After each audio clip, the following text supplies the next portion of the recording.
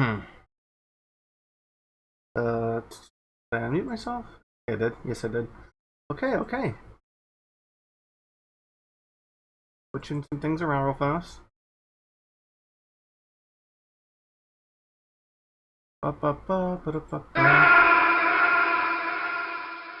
Hey, Jet.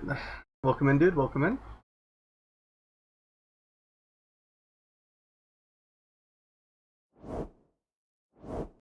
There we are. Alright, so we are at the end of, we're basically at the end of, 999. The only way I know this is because when I looked at the guide, I kind of scrolled and this is the final puzzle. I'm like, oh shit, I low-key spoiled myself. But it's fine, you know. The fact that I know it's the last room, I kind of, is like, yeah, okay, we're good. But yeah, welcome in Jet Mike, welcome in Senko. Hopefully everyone's having a good start to their Wednesday. I'm actually really excited. To finish this. It feels like this game honestly feels like I'm finishing a book I kind of don't want to put down. You know what I mean? All right.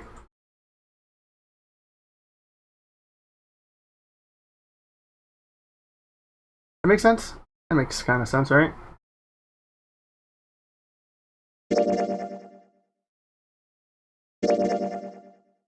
Yes, resume from here. Oh wait, I forgot to grab my... I remember everything else, but I forgot my sketchbook. God damn, why did I close this?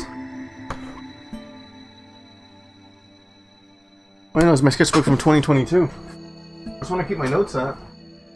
Here it is, 2023. Alright.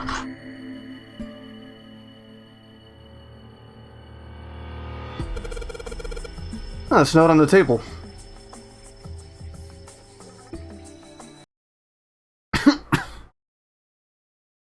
Oh, also got a bit of a lingering cough going on. So, forgive that. Lights to the books? Huh, what does that mean? Interesting. Well, intelligence often hides itself in darkness. Have you ever thought about that? Slap some ginger on that if you're not allergic. Each page only sees what maybe 2 or 3 minutes of light before the reader is on the next. They spend the rest of their lives locked in darkness. Rather like myself. That's horrible. Oh, don't get me wrong. I'm not complaining, not at all. I live in darkness, yes, but that has gifted me with the ability to catch the truths others might miss. I can hear the voices hidden in darkness, you might say. Yeah, and I've actually read stories about, like, people who are blind are actually way more happier than most people.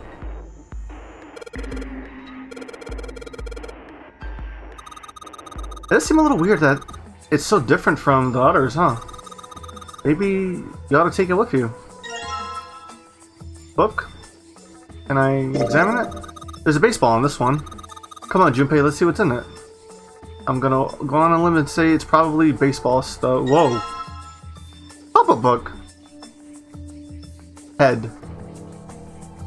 It's one of those pop-up books, isn't it? Oh, I thought I muted my phone.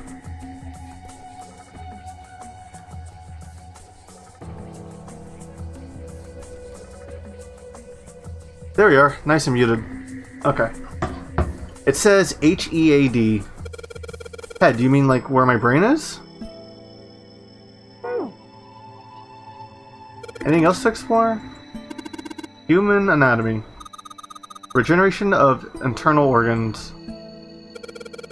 Function of the human brain, huh? I guess this is a book about the nervous system. I'd love to ask you to read it to me, but I don't think we have the time. I'm kind of curious about it too. There's gotta be a reason why people connect with each other, you know? Principles of monkey behavior. I'd imagine that's a book describing praxology, studies on monkeys. Monkeys are very similar to humans evolutionary, so I imagine the research was fruitful. Oh look, Seven, here's a book that's perfect for you.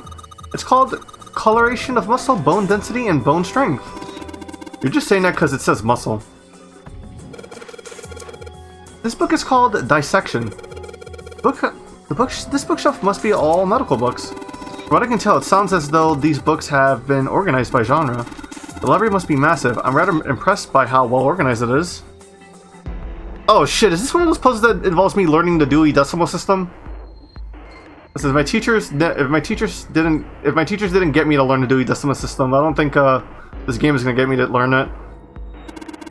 It's one of those kid picture books. It looks a lot like the one we found.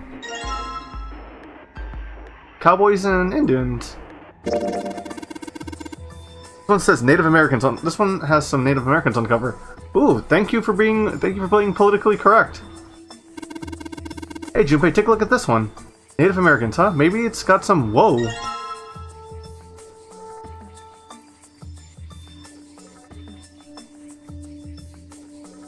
Is the puzzle I gotta figure out like what these things are saying?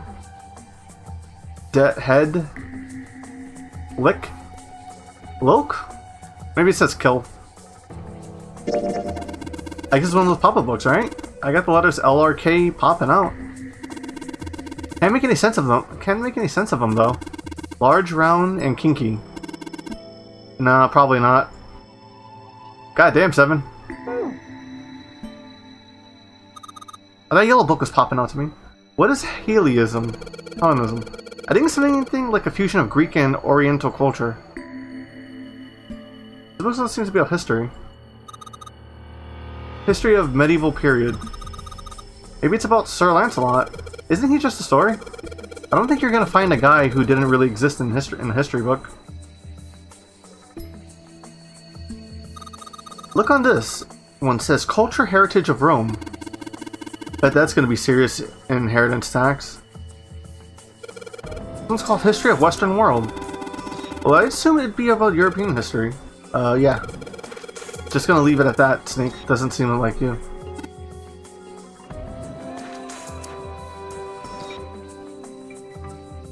Oh, we can go. Can we go over here? We go. Right, we need to find a key that with the mark of Neptune. Okay. This sounds like a job for the best brother and sister team in the world.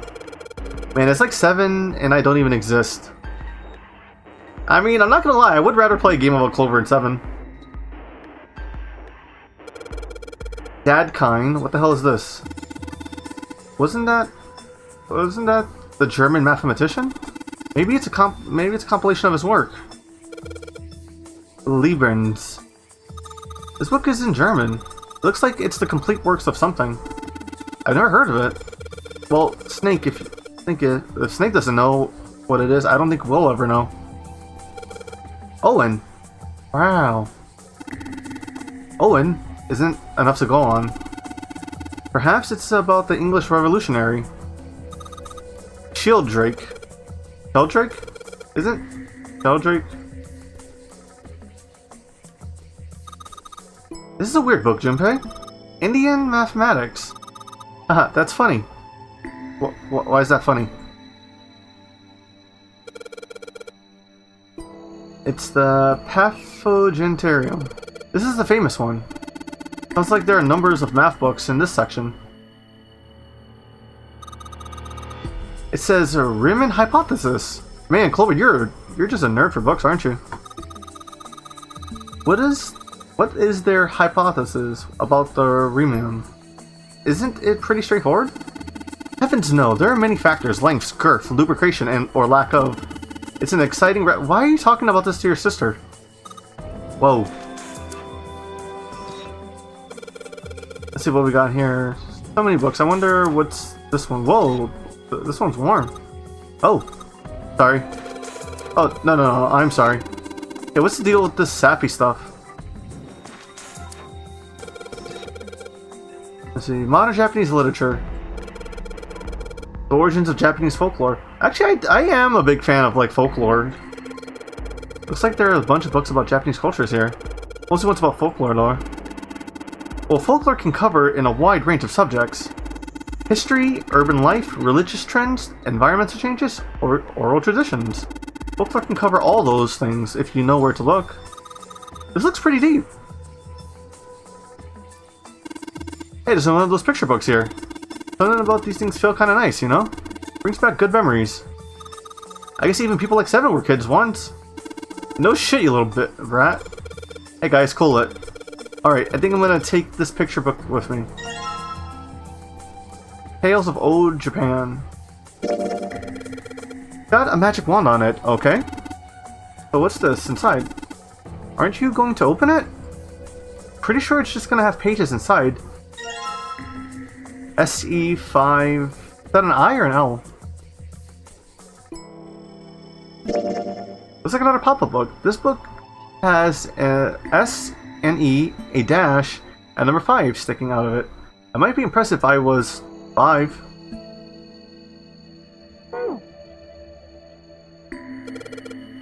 Agricultural and historical organizations in folklore. Isn't ENvtuber on the shelf anymore? Yep. I think I got all the info I needed out of this one.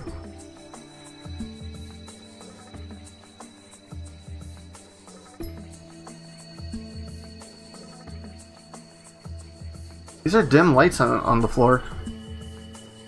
Dim lights are set at 3 points across the floor. Oh wait, do I have to put the books here? It's a small enclosure of 9 sides. There are 3 of these things. They look kind of like music stands. Okay, how about we try putting these picture books on them? Then... Oh, this is a little weird. You can sort of see that it's too dark here to really tell though. Well, that probably means our light isn't bright enough. There are 3 lights in these things. They aren't very bright though. The bookshelf has a sort of glass inlay. It's pretty big, but there are only 6 books on it. That seems kind of weird. Hey, it looks like there's something on the bottom. I can't really see it though. The glass is all foggy. In the middle of the glass door is a cylinder lock. You know, the kind of lock where it rotates the numbers around until you get the right one to open it. What the hell is this? Is this like they just gave us the answer? I guess I might, well, give it a shot. Wait, I have no... Oh. 932415?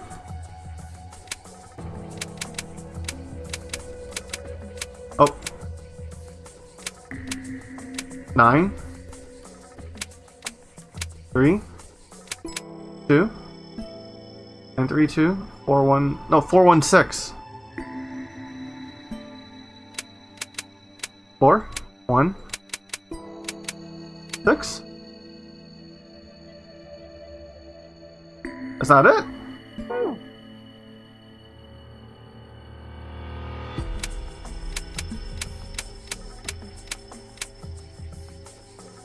Nine three two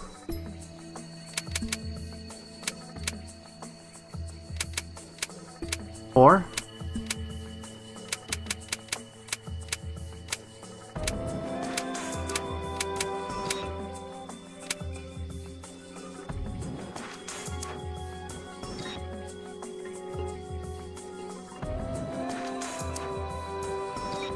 932416. That's what I did. 932416.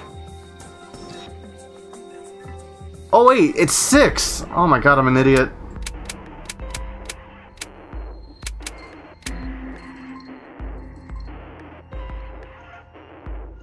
Four 1 5. There we are. You did it, Junpei? Yay. I don't know why, but I don't really feel particularly happy about being praised for that. Whatever. At least the lock's open now. Let's see if we can get it open, alright?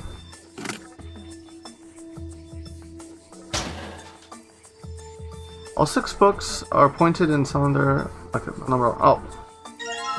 Powerful light bulb.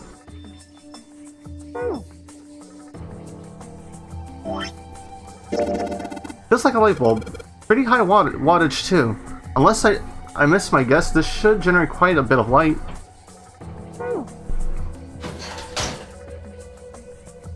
Iron plate.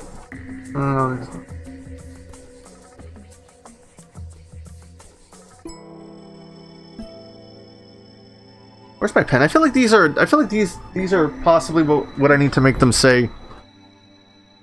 Oh, there your pen. We go in order though. Dad kind. German mathematician. That kind, okay. Lebens.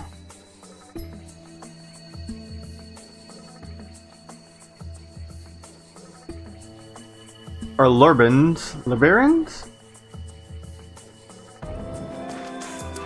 Okay. Oh, and Wilson. I don't know why I always make that joke every time I read the name Owen anywhere. And last but not least, Shielddrake.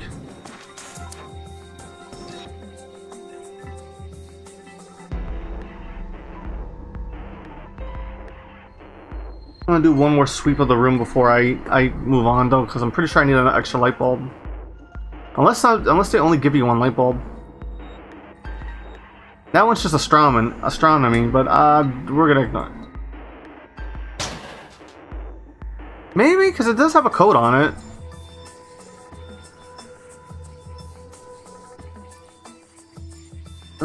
I feel like that's just a waste of ink, but we'll write it down anyway. Astronomy, ASTRON, ONOMY. The code on that was 6, 3, 2, 4. Wait, 6, 3, 2, 4, 1, 5. Okay. Flexing what little Spanish I know. Is there a light bulb around here?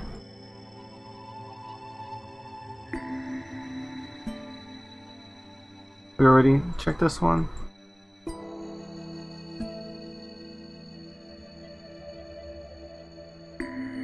I guess it's only one light bulb we have to use? Alright. I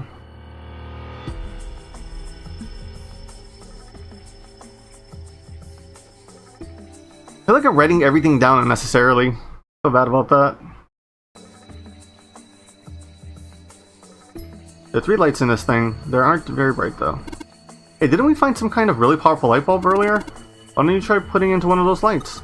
Yeah, well, it gets a lot brighter, but if there are 3 lights, that means 3 light bulbs. There won't be much point unless we can replace all 3 bulbs.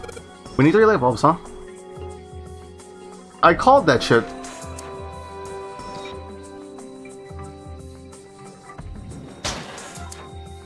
Another light bulb down here.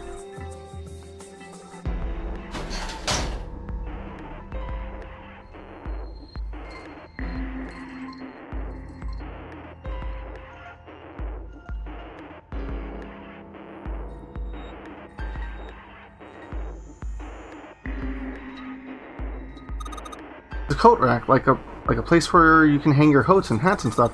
But this one's not too big, and maybe it's just hats. A hat rack?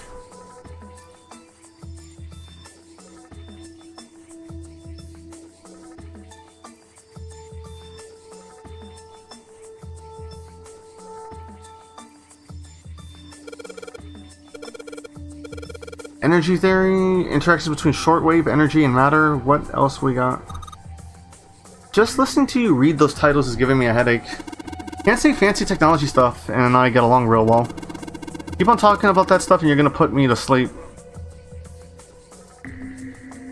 Where else can I check for the rest of it though? Energy theory, huh? I don't even understand the damn title. Looks like the shelf, all science and technology. It's not like there's a lock, so we can't get out anytime soon. So it'd be kind of pointless to leave. I need to look around for this place some more.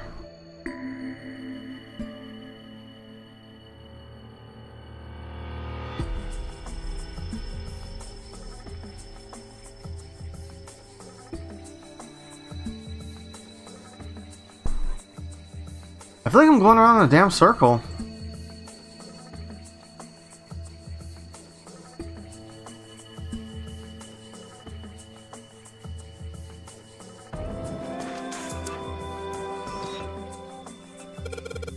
I feel like I'm walking across a tightrope. Gee, Snake, aren't you scared? Imagine a wall 20 inches wide and that runs along the top of the 20-story building. Could you walk along that wall, Junpei? No way. Then what about balancing a beam in a gymnasium? Oh, well, that's easy. You don't find that strange? a balance beam that is far narrower than 20 inches? So why is that a balance beam poses no challenge to you, but hypothetical 10-story walls does? The light can easily turn people into cowards. From time to time, a life in darkness can give you courage.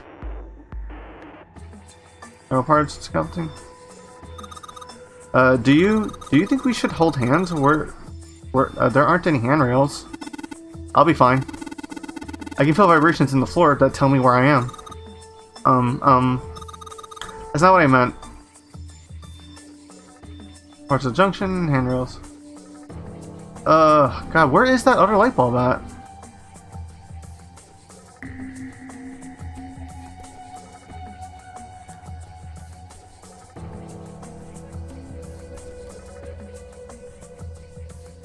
Just change out these bulbs, and then what's that? Use what?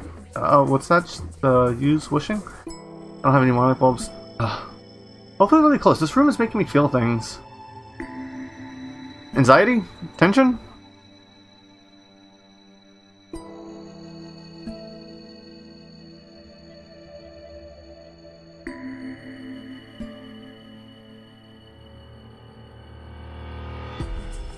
The shelf has books. Okay. I would think it would be up in one of the other light bulbs would be in one of these shelves.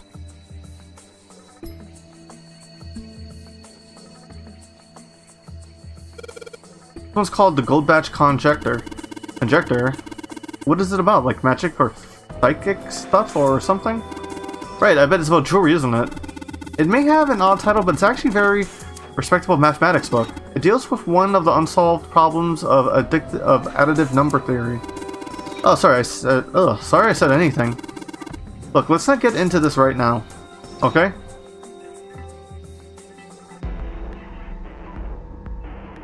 Can I check behind the bookshelf or some shit?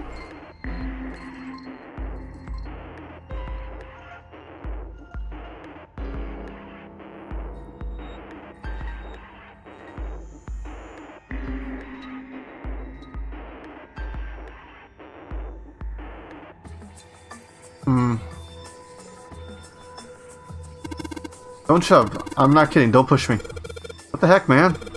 I wasn't gonna, but now that you bring it up... Can I check the ladder up here? Paleontology. This one's about fossils, right? Paleontology. Anatomies are pretty nasty looking. Mother Nature. Is that some sort of book about hippie chicks? Probably not, except perhaps tangentially, it's most likely about environmental protection. I was just trying to make a joke. Dude, hippie chicks? Really? Why did mankind lose their tails? Junpei, do you know what's this one about? Why are you asking me? I didn't even know we had tails to lose. Maybe you should just ask a human with a tail. Mankind's ancestors most likely lost their tails as they were no longer useful and nutrients required to grow them where? Better put use elsewhere. At least that's what I read. I was rather young. I may have remembered it incorrectly. Huh, why the hell would a kid be reading a book like that? This one says transition of extinct species. We need to hurry up or we're going to end up in the pages of the books like that. Theories of Cambrian explosion. Did a bomb go off near somewhere near Cambria? Wrong kind of explosion. Roughly 500 million years ago during what is known as the Cambrian period. Research suggests that the variety of living organisms increased by an order of magnitude. Why that happens is, however, still something of a mystery. There were a number of theories. This book is most likely a collection of them. Introduction to Geology. Thinking about the Earth when you're on the ocean? Kind of romantic in a way, I guess. I think I reached every dialogue thing oh, Micrographia. Ah yes, Robert Hooke's famous work, first published in 1665. He built a microscope and examined insects, inorganic substances, and other things too small to be seen in detail by human eyes. He then drew pictures of many of the things he examined and published them in a book. I'd hazard a guess the shelf is concerned with natural sciences.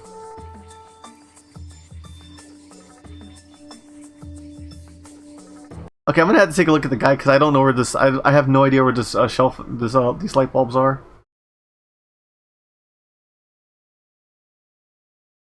Open bowl. Look for the bookshelf on this. Check all the bookshelves until you found 3 pop-up books. Yep. Look for a bookshelf that has set of letters. Rearrange them.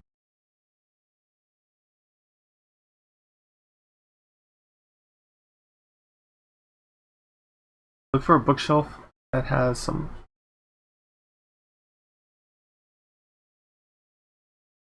Okay, look for a bookshelf that has some holes in the top. Okay, a bookshelf that has holes in it. Okay.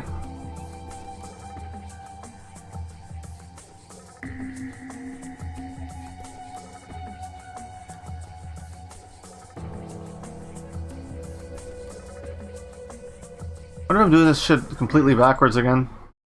Oh, hey, Okusin, welcome. What's up, dude? Welcome in. How's your night's going good, dude?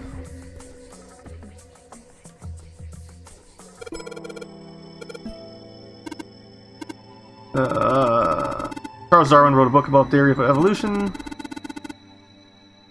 Happy Wednesday, my guy? Yeah, I remember that part. He called it natural selection. Exactly. A bookshelf with holes in it. How's the puzzle solving going? Well, I have to take a look at a guide because I can't find. I couldn't find where these light bulbs are.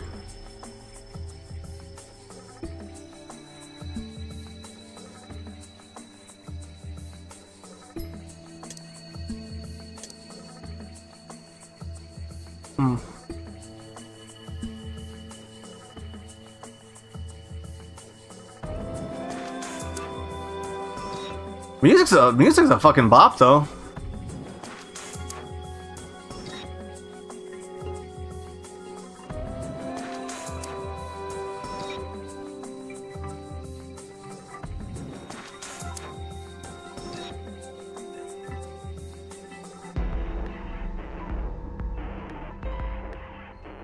Oh, here you go. The book is called Mind Swap. I mean, you could change bodies with someone? Brother or Junpei, too much. I'd rather die. What the hell? Like, I'd even want to swap bodies with a little brat like you. Hey, were you just imagining it? You were. You gotta keep you entertained while you're stuck on puzzles. Appreciate it. Wait, did you hit an alert or something? Oh, wrong one. Yeah, the only... Well... Kitabat Al-Azif. Man, they got some weird stuff here. I can't even pronounce this one. Who's that? Some famous guy? It's not a person's name, it's the name of a fictional book created by Abdul Al-Azhar. It's said to be one of the sources used in the creation of the legendary Book of Dead, the Necronomicon. Oh, these are all occult books and stuff. Teleportation and telepathy. What the hell is this one about? Well, I know telepathy, but I've never heard of teleportation. It refers to having the ability to travel through time. Bookshelf full of occult stuff like... This one says Golden Rabbit and Moon on it. Does that mean it's about the rabbit that lives on the moon? Rabbits are pretty cute, but what's the moon stuff about? It's talking about the Judas tree and that is said to grow on the moon, according to the Chinese legend.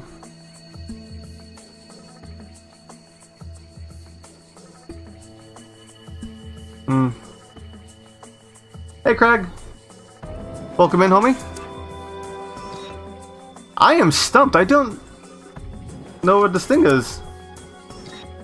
I can travel through time. I can travel through time, but not space. You might die. You know, I always had an interesting theory. About like time traveling. If you were time traveling, right, the planet is always rotating, right? So if you were to time travel, won't you just be stuck? Won't you, like, if you time travel to a different point in time, the planet constantly keeps moving. So won't you just be in the vacuum of space?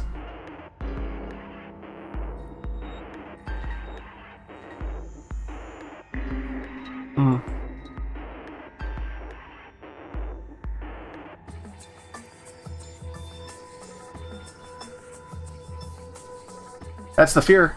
Yeah. So if you were to time travel, you would have to time travel.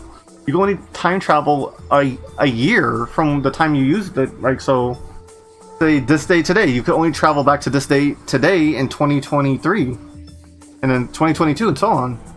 Can never be another day outside of that. At least that's just my theory of how it works. I don't know if anyone else, any other science fiction people ever came up with that type of theory. Like, I'm gonna look up like an actual video guide to see where these, see which shelf I'm supposed to click on, because I'm clicking on all of them. 999. Library puzzle.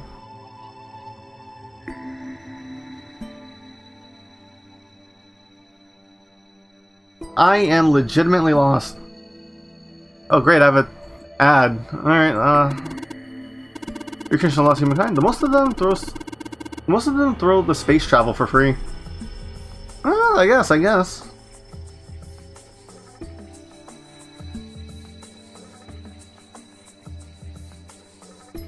Okay, wait, there's a shelf.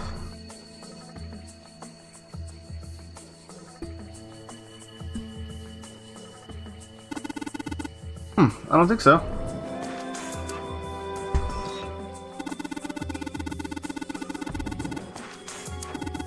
Okay, from the guide it says it's a golden book I need to find. And I've seen a whole bunch of these golden books.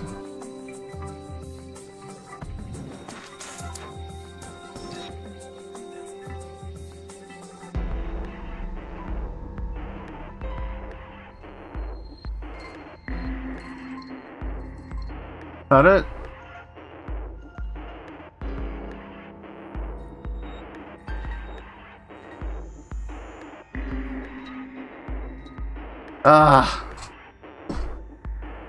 Eric, how long did this puzzle take you to get?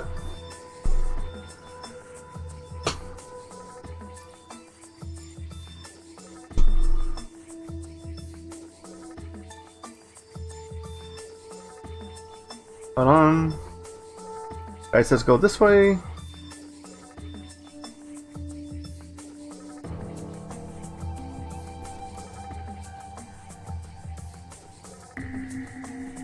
How did I miss that?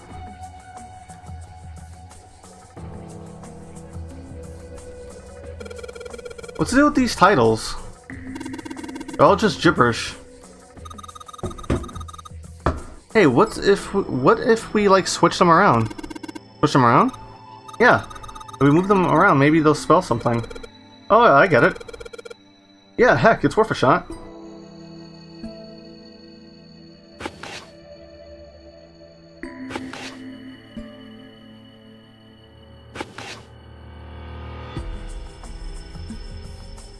Open blub.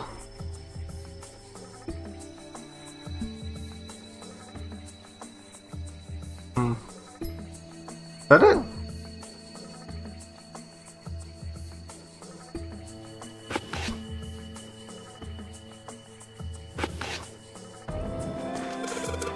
How about this?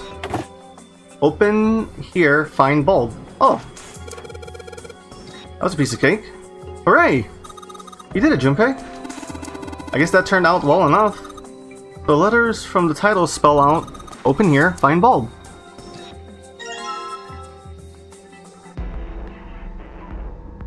I feel like this is like more of a 3D environment. This probably would have been more easy for, yeah, this would have been easier to stick out for me. God, I'm gonna do so great when I play Five Nights at Freddy's later this year. Alright, now I need the second bulb. Alright, are property of values going up or going up out in space to these days? Man, I guess times are tough for aliens too. This one says cosmic inflation.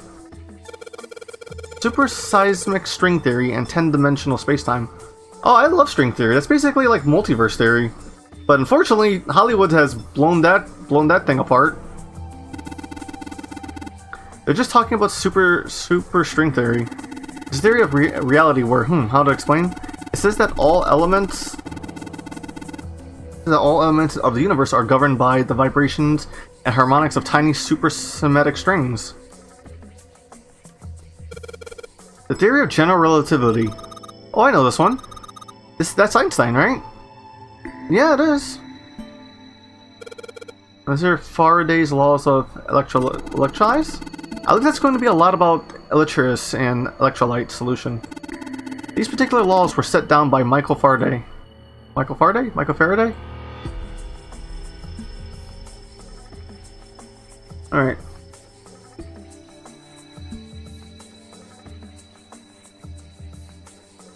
I got that one already.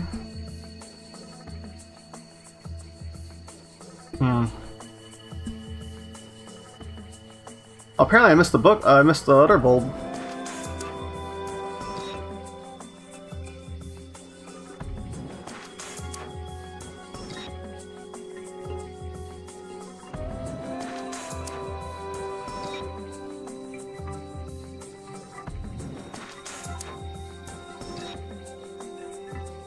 When I'm using a video guide to find like the thing, it's throwing me off a little bit.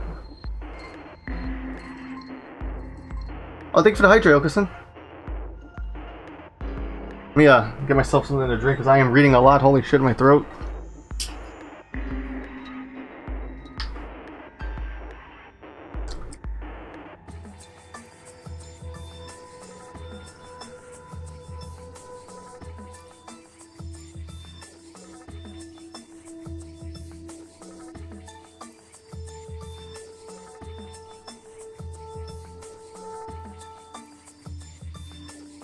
We just did that.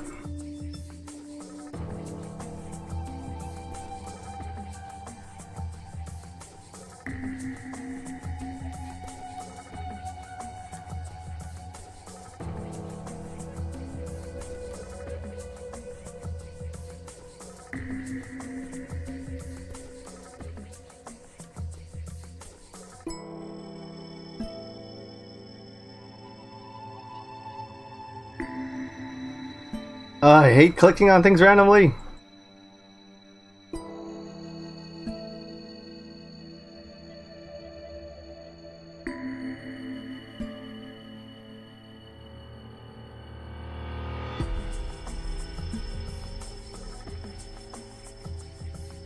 The guide is telling me it's this one. Hold on. Sorry if this is a little boring. I'm just trying to make sure I get to the right shelf.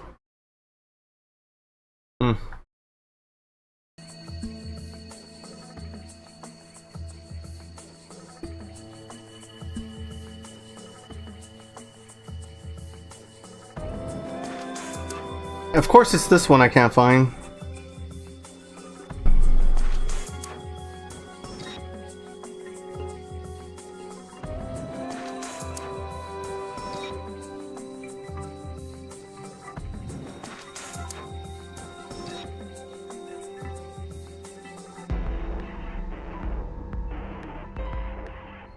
Okay, golden rabbit, that's the one I clicked on.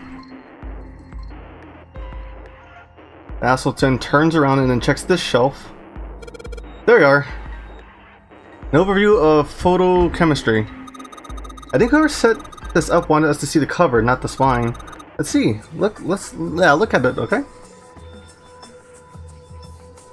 There it is, light bulb. Alright. Look, Junpei, I think there's something hidden behind the books. Yeah, I think if I was in this turn, probably my stomach would have exploded like after Puzzle 2. Nah, probably be someone smart enough to help me get out. Alright. Alright, so there are 3 lights here. I'm gonna change these bulbs. Now, they should... Awesome! It worked! Way to go, Junpei! Good job, buddy. There's something projecting on the bottom. These letters, they seem familiar. Shield Rake 5. Oh, dash 5. SH. E. Wait, no, shelled? That's shield. Why does my brain autocomplete things all the time? That's such a bad habit.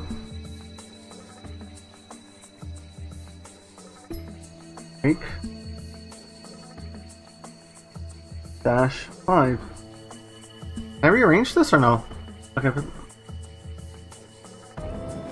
Sheldrake 5? I think I saw the rest of his collection somewhere. Yeah, I think it was somewhere around here. Let's go take a look. Okay. Sheldrake. Have you heard of him? Sheldrake, I mean. Yeah, Lotus told me about him. There's a British biochemist named Sheldrake. He has a rather interesting theory. Uh-huh. Morphogenetic fields, which relies on the theory of morphic resonance. Really? From Lotus, huh? Well, Clover also said something to me about that stuff. She did? Yeah, what was it? The ability to access a morphogenetic field is affected by a couple of things. The first is epiphany, and the other is danger. That girl. I told her not to tell anyone. You did? Why? Well... Look, man, I didn't push it because we're in a hurry, but I'm kind of sick of this. How about you just tell me, okay? Ooh, Junpei's being sassy. Tell you what? Don't give me that. About the experiment. Ugh. Very well, fine. I'll tell you everything. But not here. Let's move to the top floor.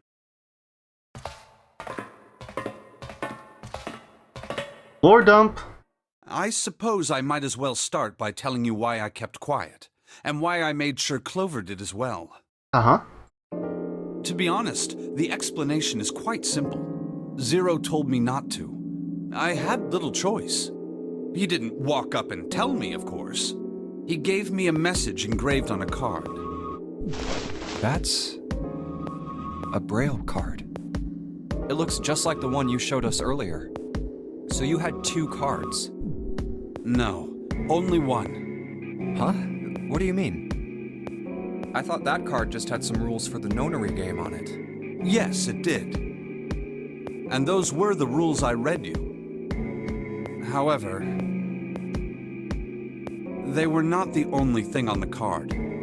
There was something I didn't read. Uh-huh.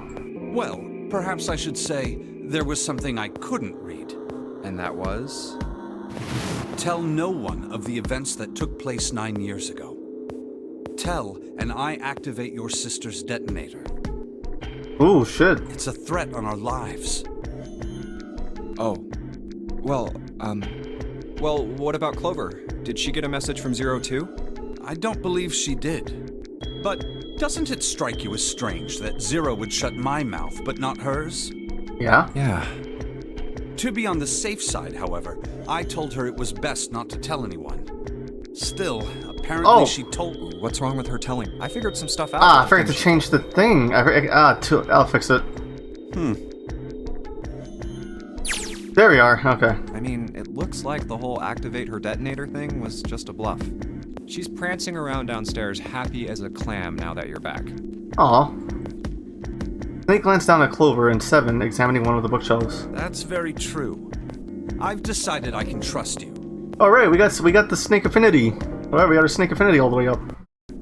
I've decided to tell you the truth. The chance that Santa is Zero is very high. I kind of figured Santa is Zero at this point. I feel I can assume Santa doesn't have the time to observe us at the moment. And at any rate, even if he were, I very much doubt he would kill us. Why? Clover told me about the 4-leaf clover, about the words. If he knew about that, then he was in my group during the first experiment. I'm sure of it. Okay, so that's a cool twist. Santa, Snake, and Clover were all part of the nonary games.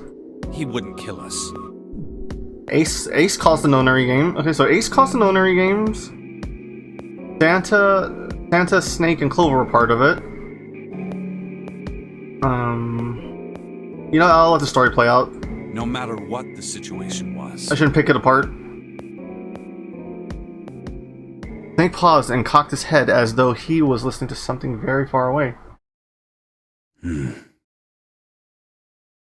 His face looked dark, as though something was weighing on him. Hey, Snake? Uh-huh. Junpei wasn't quite sure what to say. Snake turned and looked at him. Yes, I know. You want to know what happened during the experiment. Yeah. How much do you know? Clover told me about. I see. Uh-huh. The morphogenetic field in the experiments 9 years prior. How the experiments had taken place simultaneously at 2 locations, one being the ship and the other being a building in Nevada. And the girl that died during the experiment. She told you all that, did she? Nick looked down, his face was tight. A slight tremor shook his body and he tried to hide it. He was putting on a good front, but even Junpei could tell that he was holding back something deep and powerful. He made as if to brush something from his face and looked up at Junpei. At any rate, I now know how much you've learned. All that remains for us to determine Is who did this and why, right? yes. Can you tell me what happened? Yes. Snake nodded slowly. The people who organized the initial experiment were from a company called Cradle Pharmaceuticals. Ace's company? There were 4 of them running the show. Gentaro Hongo, Nagisa Nijisaki, Teruaki Kubota, Kagechika Musashido. Mm-hmm. Hongo was the CEO of Cradle Pharmaceuticals. Nijisaki was his right-hand man and did the lion's share of the planning. Kubota led the company's research and development division. That's the fucking 9th man? Musashido was their majority stockholder. It was these 4 people who planned the initial experiment. Let me simplify it for you. Hongo designed it, and Nijisaki put it all together. Kubota developed the technology required, and Musashido provided the cash. So it's Hongo, Nijisaki, Kubota, Musashido. Junpei couldn't shake the sense that he had heard those 4 names somewhere before. Of course, more than 4 people were required to conduct an experiment of this scale. To that end, they organized a top-secret team to assist them with their research. All in all, they gathered 10 people or so. Those 10 completed their team, and they were able to begin the project. They named it the Nonori Project. The purpose of the experiment was to research the prospect of controlling a human mind through sheer will. The vessel, I suppose you could say, for this control was the morphogenetic field. Didn't the U.S. government do something like this like a couple years back, where they got a whole bunch of people on LSD and basically tried to control their thought process through it? Why did the glycerin suddenly begin to crystallize? Why did the crystal structure of EDT undergo a sudden change? Why did the rats improve their puzzle-solving skills with each generation? Experiments with humans produced the same results. The more people who knew the answer to a question, the more there were who could answer correctly without having seen the problem before. Uh-huh. Why is that? How could it happen? The answer is that the shape of the answer has been stored in a field invisible to the naked eye. Yeah? And through that field, the resonant event transmits information related to that answer. That's essentially the idea behind morphogenetic fields. But that's just a theory. Can't bring yourself to believe it? Yeah. Let's say someone killed another person because the devil told them to do it. Whether the devil exists or not has no relevance to the murder. They believe the devil exists. Whether or not he does is immaterial. Uh-huh. So what matters here is that Hongo believed in the morphogenetic field. That's right. Nick nodded. But I still don't get it. You said they wanted to figure out how to control people, right? That is what you were saying. Yeah? Yes. So how are they going to do that with a morphogenetic field? I'll keep it simple. Let's suppose 10,000 people have solved a certain problem. The chance of you knowing that answer, even if no one has told you, will go up. Let's have another example, shall we? Say 1 million people were to do a handstand right now. Tomorrow, the chances of you doing a handstand would be higher, even if you had heard nothing of this hypothetical mass handstanding. Mankind's thought process and actions are all part of a resonant event. All of the resonant events encoded in the fields are projected onto you. Is this some hive mind shit? Of course, this assumes you believe in this theory. Do you follow so far? Kinda, sort of. Yeah. Now, If there was a person who had the same effect as those millions of people, what would happen? If that one person were to do a handstand, other people would find themselves wanting to do handstands as well. Can you imagine what a person with powers like that would be able to do? Come on, there's no way. I'm not done. Imagine another scenario. Imagine another person. This is an ordinary person. Let's say he does a handstand.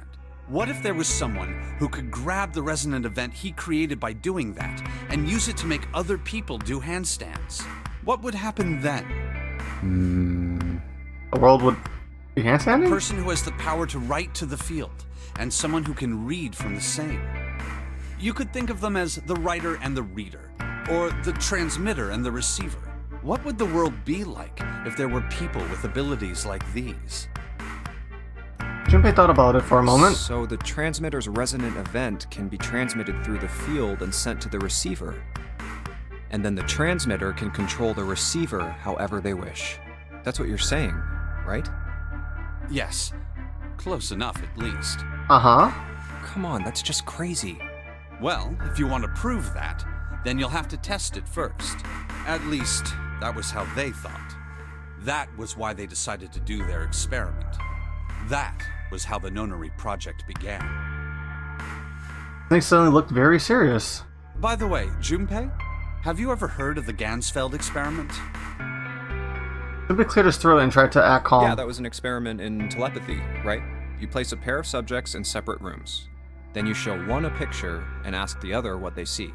Interesting. I'm impressed. Yes, that is exactly correct. So, why did you bring up the Gansfeld experiment? It was used to screen subjects for the Nonary project. The hospital in a remote town was affiliated with Cradle Pharmaceuticals. Hongo used it to conduct experiments on visiting children in secret. Some of them, he found, had potential. Wait, is this a world of espers? He began to gather children that showed promise. Children that seemed as though they might be able to access the field. Of course, none of them volunteered. Of course. They were kidnapped. His face was barely moved as he spoke. There were 9 pairs of siblings taken, for 18 children total. For reasons that were not fully understood at the time, each pair had 1 transmitter and 1 receiver. They were split perfectly. Uh-huh. As such, the 18 children were split into 2 groups of 9. The children who were put into Group Q were the ones who excelled at transmitting. They were transferred to the mock experiment building known as Building Q in the Nevada desert. The children who excelled at receiving were put in Group A. Group A was then placed on the former hospital ship Gigantic. From the experiments he had conducted so far, Hongo had learned the following. There are 2 things that can increase one's resonance with the fields. The first is epiphany. The other is danger. Have you ever been faced with an especially difficult problem and thought about it very long and very hard until finally an answer suddenly appeared in your mind? It may seem obvious to say so, but that is what is meant by epiphany. The information obtained through that epiphany can be easily transmitted through the fields, where it can be easily interpreted. Uh-huh. Adding danger to that equation allows for even easier feeling. That's where Hongo came in. They set up a number of puzzles across the Gigantic. The participants had to solve each one before they could move to the next room. Of course, he hadn't forgotten to include danger. He had detonated a bomb on the hull of the Gigantic. The children in Group A were forced to play the Nonary game as the ship sunk. By forcing the children into a life-or-death situation, Hongo hoped to increase the likelihood of their tapping into the fields. This part is, hey, but the investment is like, yeah. The children from Group Q, on the other hand, were confined to the mock experiment building, Building Q. Building Q duplicated the interior and puzzles of the Gigantic exactly. Every detail was exactly the same. Hongo explained the situation to the children in Group Q. Solve the puzzles you find throughout the rooms. When you have the answers, transmit that information to the children in Group A. Psychically, okay. If you succeed, they will be able to solve the puzzles and escape. But if you fail, then the Gigantic will sink, and your brothers and sisters will drown. God fucking damn. Those were his orders. Do you know why the astronauts of Apollo 13 were able to return to Earth safely? It was because NASA had access to a replica of the Apollo 13 capsule. All of the equipment, the instruments, everything. All of it identical. Everything was just like the real Apollo 13. NASA was able to replicate the situation the astronauts found themselves in. By putting themselves in the same situation, they attempted to solve the problems the astronauts were dealing with. Once they found solutions, they reported their findings to the men aboard the actual capsule. That was how they were able to return safely. It was the same with the Gigantic and Building Q. The children from Group Q had to use the power of epiphany to solve the puzzles they found and transmit what they learned through the fields. The children in Group A, however, they had to access the fields to learn how they might advance to the next stage. That is the simplest explanation I can manage. Snake sounded defeated.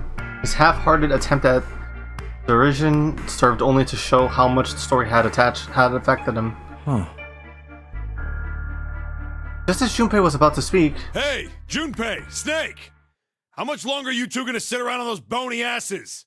Get down here already! Seven's voice echoed up from below. Snake took a deep breath and blinked rapidly as if just waking up from a long nap. He's right. Let's go, shall we? We don't have much time. We need to get out of here, and soon. Snake headed for the stairs, but Junpei put out an arm to stop him. Hold it. There's one more thing I want to ask you. Are you sure that there were 18 kids? Why? Well, I thought it was only 16. Oh, yes. That was what they said on the news, wasn't it? Yes, I have no doubt that 18 children were abducted and used in Hongo's experiment. After all, you couldn't exactly play a nonary game with any less, could you? Uh-huh. Well, yeah, but are you saying that the news got it wrong? Yes, I am. There were 2 more children. However, they had no relatives that I'm aware of. I imagine no one filed a police report when they went missing. They were brother and sister, like Clover and I. The brother's name was Aoi. The sister's name was... Her name was... Snake couldn't seem to bring himself to continue. It looked as if he was about to say brought him great pain. Her name was Akane. Wait. What? That was the girl who died. Huh? Okay, color me confused. So was Junpei crazy the entire time? No, because everyone knows who June is. No, because everyone's interacted with June. Junpei felt as if he had been punched in the stomach. His visions went blurry and his head felt light. Akane Kurashiki died. Nope. Oh. 9 years ago? Then, who is June? No. It's impossible. This is where shit gets real. It can't be true. I'm confused. Craig, I am beyond confused. Akane isn't that uncommon of a name. If Snake had known her last name, that's a different matter entirely. So they share a name. A lot of other people do too. It doesn't mean anything. It was someone else. Of course it was. It has to be. Junpei shook his head hard and pulled himself back to reality. Is something wrong, Junpei? In due time, Cyber, in Your due time. breathing sounds strange. Then Snake had noticed. Junpei cleared his throat and tried to act calm. Oh, no, it's nothing. I'm fine. I'm legitimately confused. Let's get back down there. Wait, does that mean Santa and Kane are siblings? Snake raised an eyebrow but said nothing. He headed down the stairs, Junpei bringing up the rear. I couldn't do it. Why didn't I ask? What's her last name? I just couldn't get the words to come out. Every step he took, the cold, hard sound of feet against metal dug at his heart.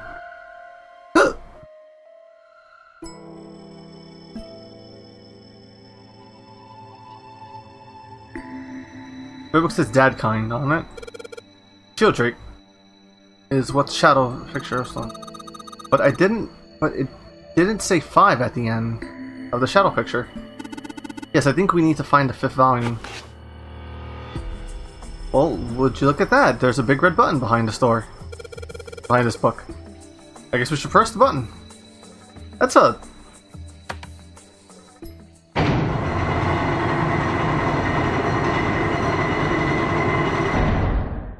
Is that the exit?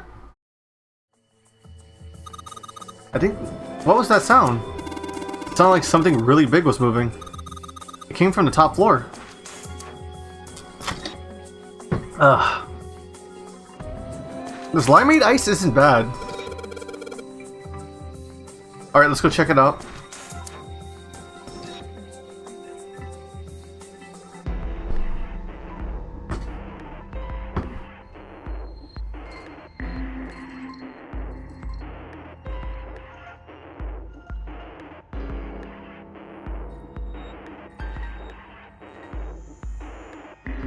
X3, X4, 10, 10, 13.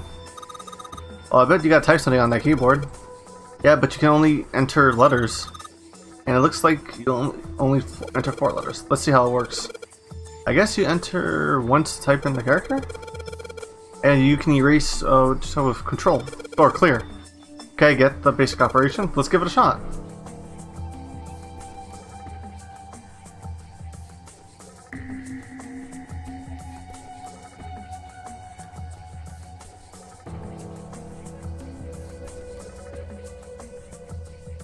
$13, 14. How many letters can I put in?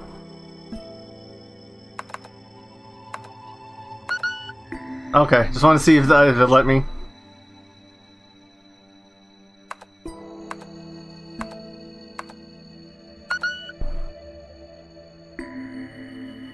Oh wait, they're Roman numerals. They're for, yeah, the letters of the alphabet. Oi.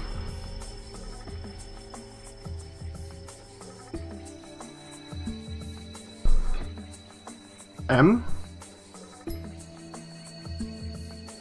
M the 13th letter in the alphabet?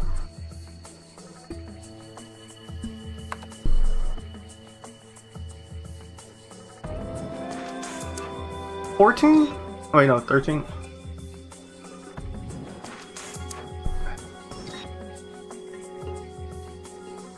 O, M.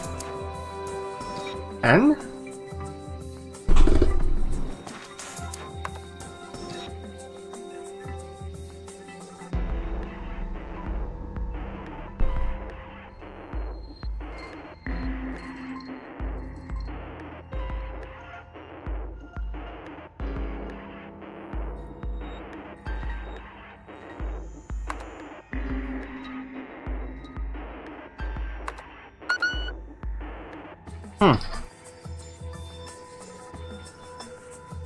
Possibly overthinking this again.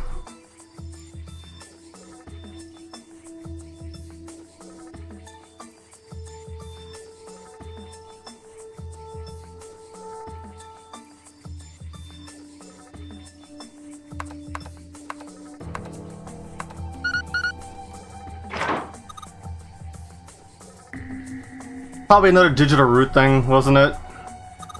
Hey, you did it, Junpei. It's unlocked now. Speaking of excitement. Well, there, don't get too excited. Yeah, Snake's 7's talking to you from this perspective. The password was dead, remember? This makes me think whatever's waiting for us isn't good. So what? Jeez, you're such an old lady. Can't be worrying about stuff like that. I mean, come on, we got to unlock it, didn't we? Go, hurry up.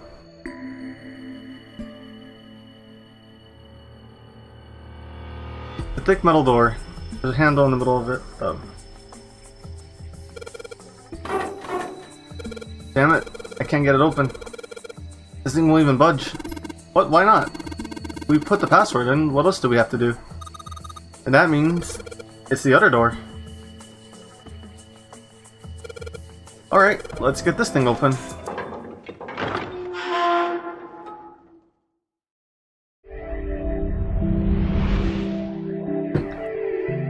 That room was an ordeal. Oh, my leg fell asleep.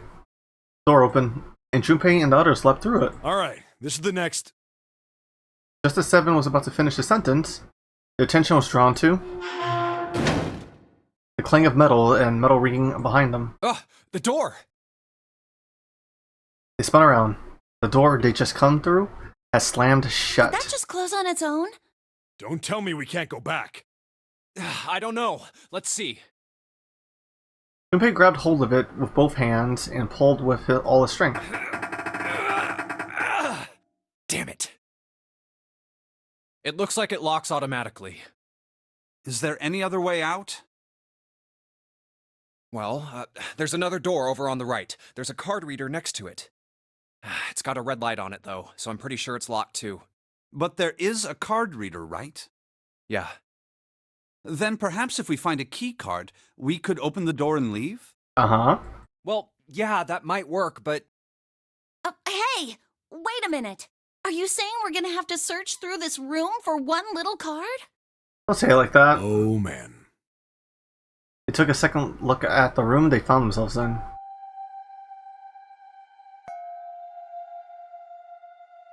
It was filled with piles of manner of things. The only word that can describe it was chaotic. It was like a tornado passed through, followed by a giant who had been picked up and shaken the entire room a few times. Looks that way. Junpei's heart fell. No way! For real? Clover and Seven looked as though they were about to cry. Well, we can sit down and wait to die, if that's what you prefer. Snake, not helping. I rather doubt that, however, so it would be wise to start looking. We haven't much time. Let's find that key card. Oh, and the Neptune key as well. We won't be able to get through the hallway without it. All right then, let's begin. Snake being the moral guide here. Alright, we got this. Be in the study. There's piles of crap everywhere. Man, this place is a mess. It's so messy, I don't know where to start. Some of this crap looks familiar. I think a lot of these parts are the puzzles we've solved in other rooms. If that's true, then this room could be Zero's laboratory. Perhaps Zero would shut himself in this room to devise the machines and puzzles he need to see his plan come to fruition.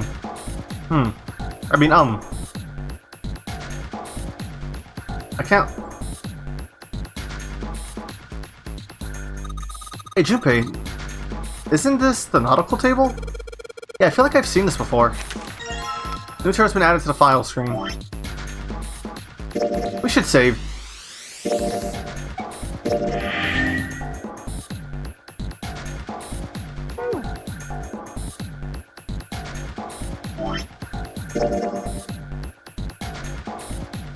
Medical records.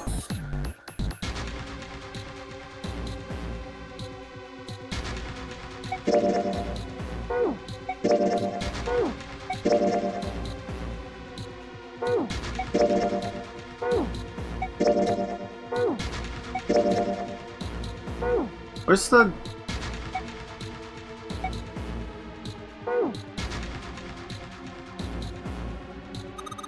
Is this some old computer monitors on this desk?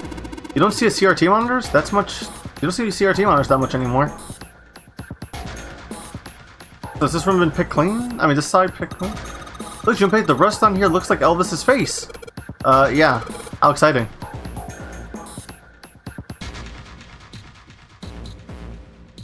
Crafting table. Looks like it's been used quite a bit.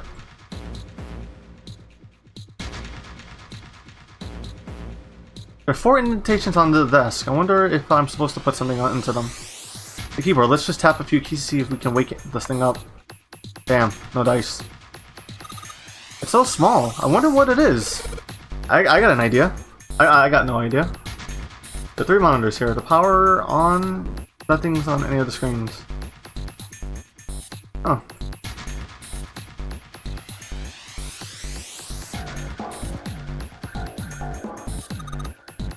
That's a pipe. There's a cabinet underneath it.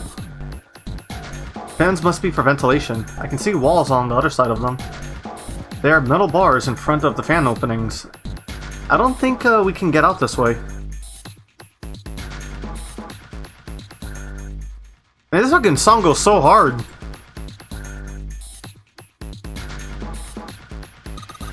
Hey, Junpei, it looks like the compass. It looks like there's a compass on here. Ah, now I get it. What do you mean? I guess you weren't there, Clover, but I solved the puzzle like this one in the wheelhouse. I think I just need to do the same thing here. The same thing? Important part is the nautical table we just found.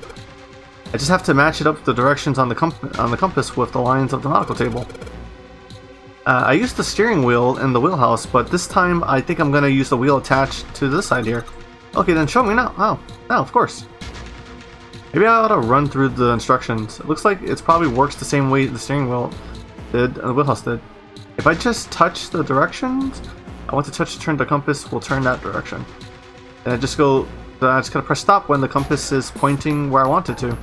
I'm betting something will happen if I can do it right. Alright, let's do this.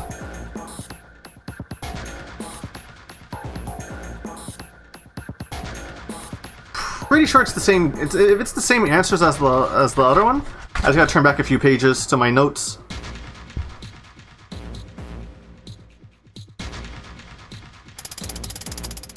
Oh wait, hold on.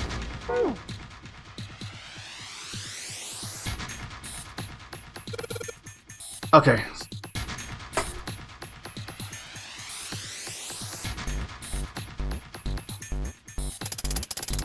So we're going south. Then west. Crap. You know, it's fine, it's fine. If we stop on west, we should be fine.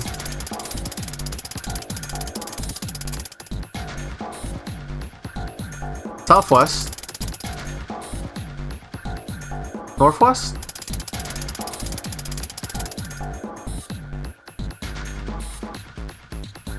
East. And north.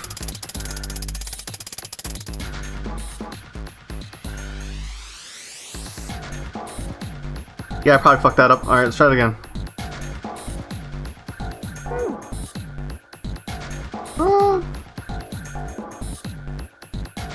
Or let's explore a little bit more. See what happens when I... Whoa!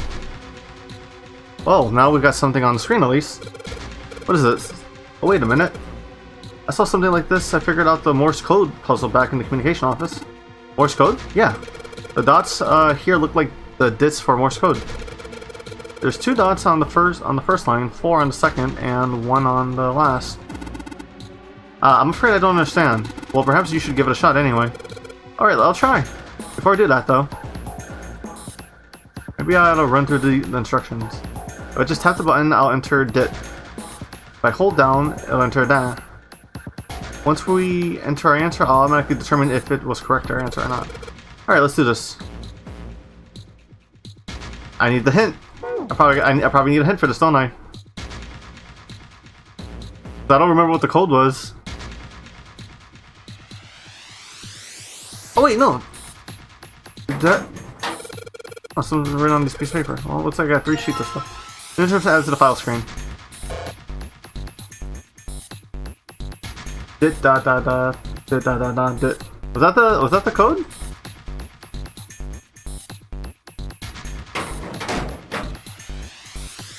Fans or metal bars?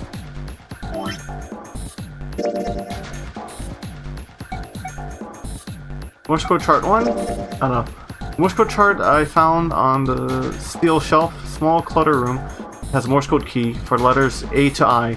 The short makes it called dit and made by tapping the button. The long mark is called da, and yes, I know how that works. The Morse code chart is on the steel shelf. Code for letters J to R. These do not seem to be a pattern. Determines which collections of dots and dashes are assigned to each other. The Morse code chart, S to Z.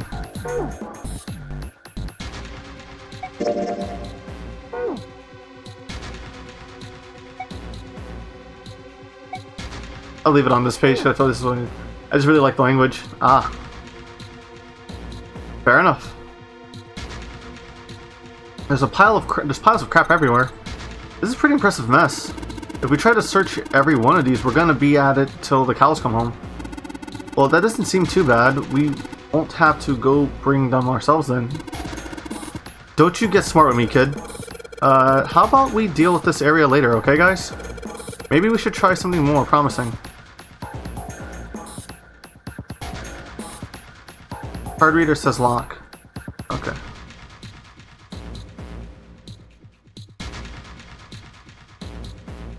Monitors hang down from the ceiling. Each screen shows off rooms on the ship.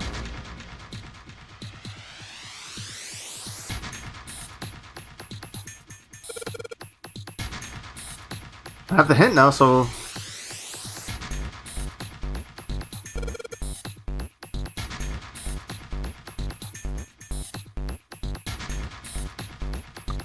A. B. 1, 2, 3.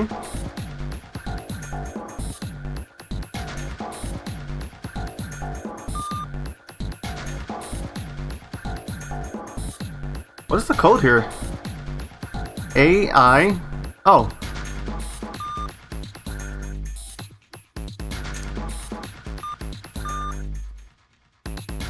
And then I is...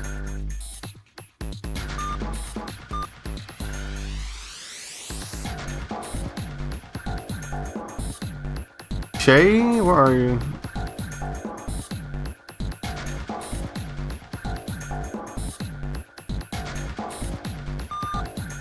Ah, damn it. A. Okay. I.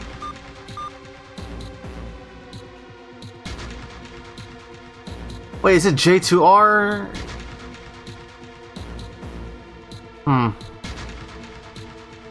I'm possibly overthinking this again.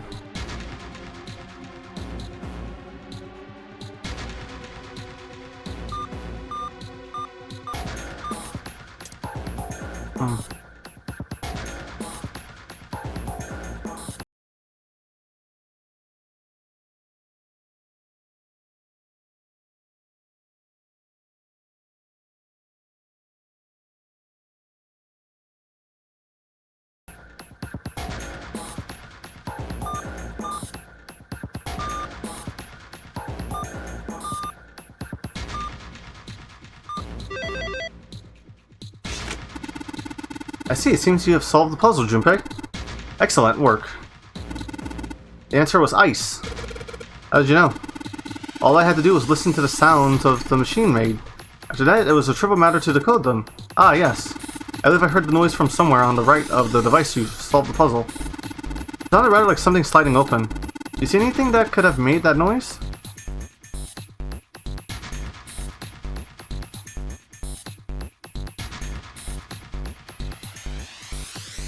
Metal shutters look pretty sturdy. It's framed with a black and yellow warning stripes.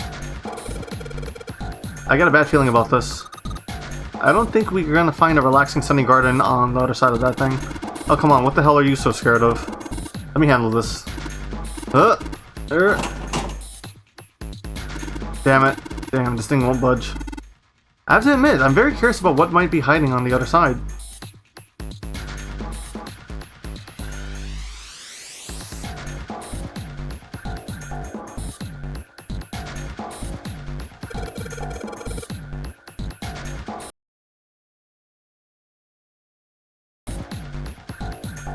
Alright.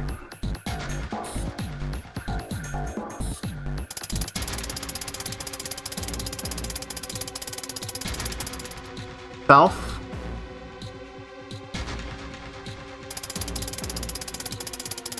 West. Southeast.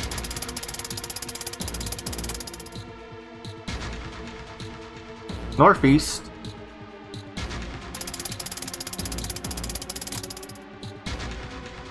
East.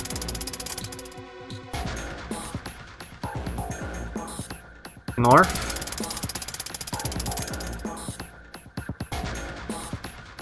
East. Hey, you did it, Junpei. Good boy. Who's a good boy? Ah, knock it off. Hey, we don't have time for screwing around right now. Check out the right side of the monitor. Just kind of slid open, and something came out. Oh yeah, I heard a noise too. That's, you know that big box in the hall by the exit? I think it made a noise. Like something unlocking, you know? A noise, huh? Oh wait! I just saw a little divot.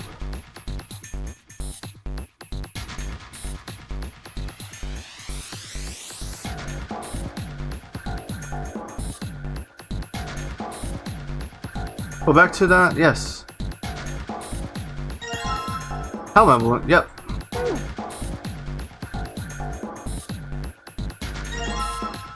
Code emblem.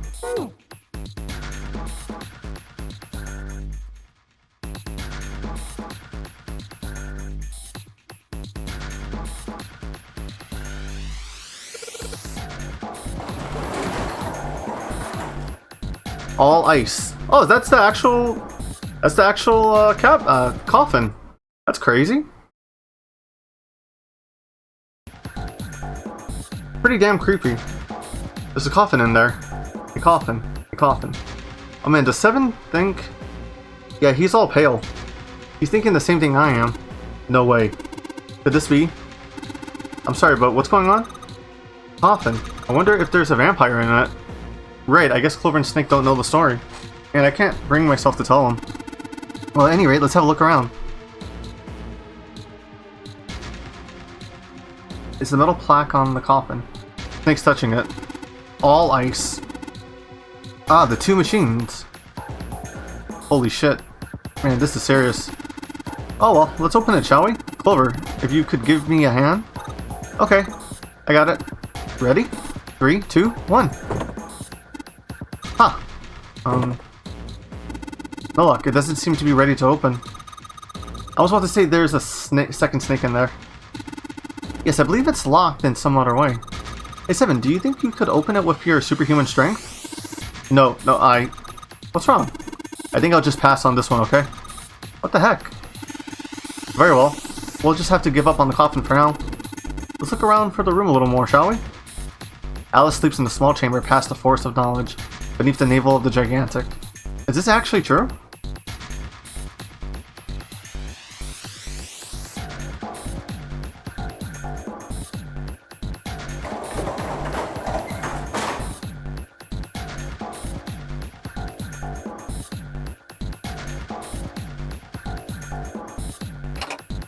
Alright, put the emblem into the 4 indentations on there. Huh, nothing happened. Wait, what's Snake doing? I feel symbols engraved just above each indentation. On the upper left is the steering wheel symbol. On the upper right, there's the cross symbol. On the bottom left, the mysterious circle symbol. And lastly, the waffle pattern is engraved near the bottom of the right indentation. Additionally, each symbol seems to have been given a number. 1 steering wheel, 2 cross. Oh, back to the other page I was doing for today. 1 steering wheel.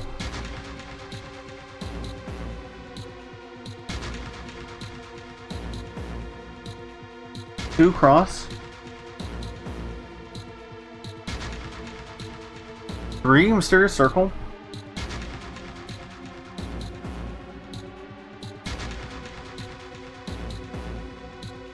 4 waffle pattern. Okay, what was the goddamn waffle puzzle I missed?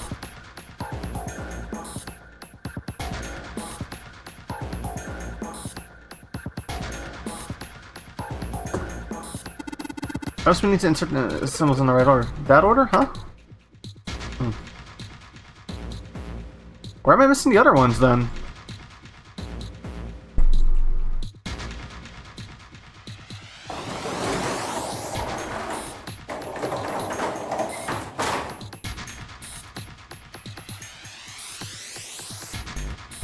Oh!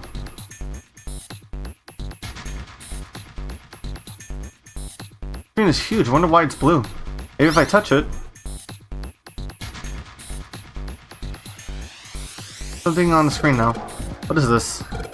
There are 15 cells, and the numbers are all letters in them. Let me see that. Ah, I see. But whenever you touch a cell, one next to it turns off. You gotta make all the cells on the right, on the bottom green. Hey Junpei, I found this piece of paper under that thing. You want to take a look at it? I think that might have something to do with this puzzle. The piece of paper Clover gave me. Alright, there's a bunch of numbers and letters connected by equal signs on it. Just like she said, this probably relates to the puzzle on the screen somehow. Thanks, Clover. This really helps. Hehehe. Alright, let's get back and try again. Yes, I just need to make all the cells all green.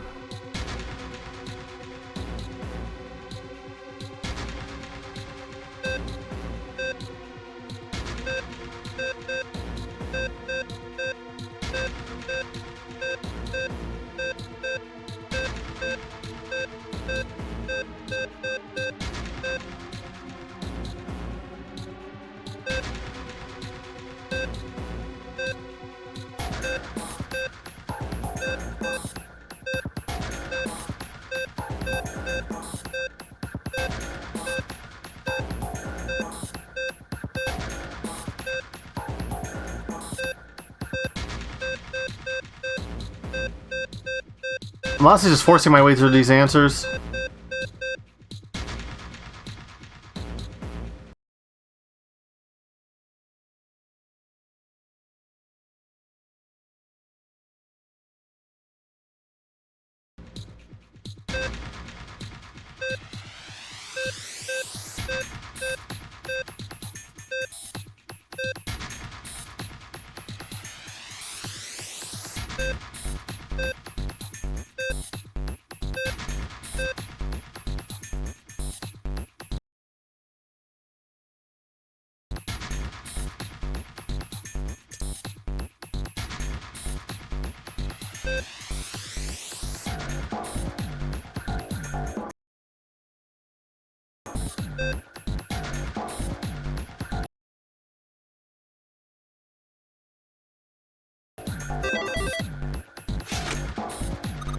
You did it, Junpei. You're so smart. You seem to have done an excellent job and solved the puzzle.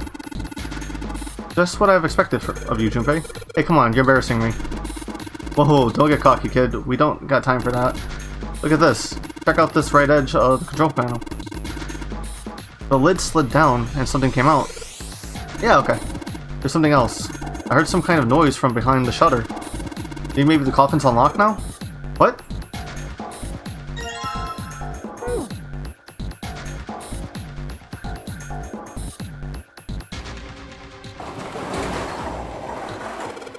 Alright, fine. I'll open it. Okay, Junpei, you can do this. It's just a box. Just a box. Oh, holy shit, this is a coffin. There's going to be something horrible in there, I just know it. Okay, deep breaths. Here we go. Huh?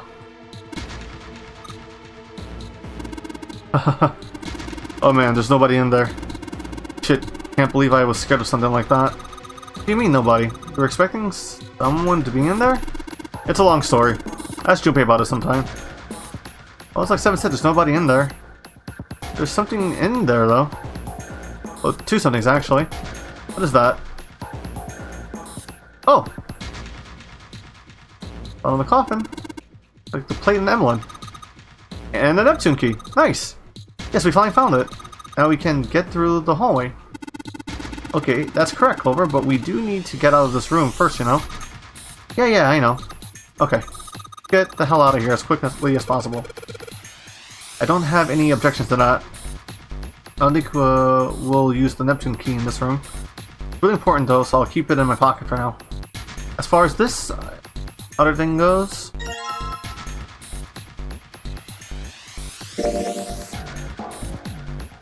Cross patch. Waffle. Waffle patch looks like the lid of a coffin. I thought I was about to see, what's it? Hebmotet? Is that the priestess that's in there?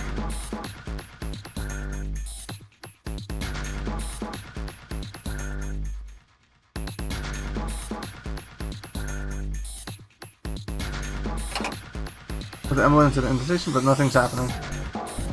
Oh. Yeah, waffle pattern's last. So steering wheel goes here. Whoa. Well, now we've got something on the monitors at least. What was that? Looks like some kind of puzzle. Wonder if these are rules. Here, I'll read them to you. When you touch a number, the area will be selected and will turn blue to indicate this. Touching a number ball after selecting an area will cause that ball to be moved to that area. However, you cannot move the red balls. You can only move 3 to 5 balls into a single area.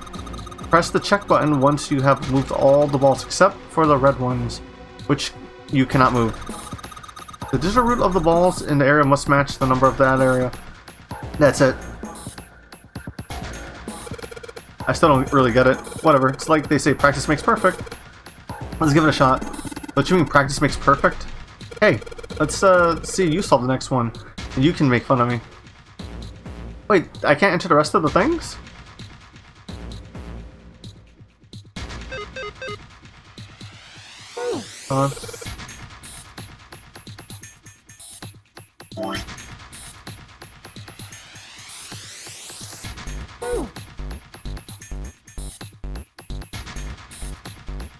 Oh, I have to play the puzzles. Okay.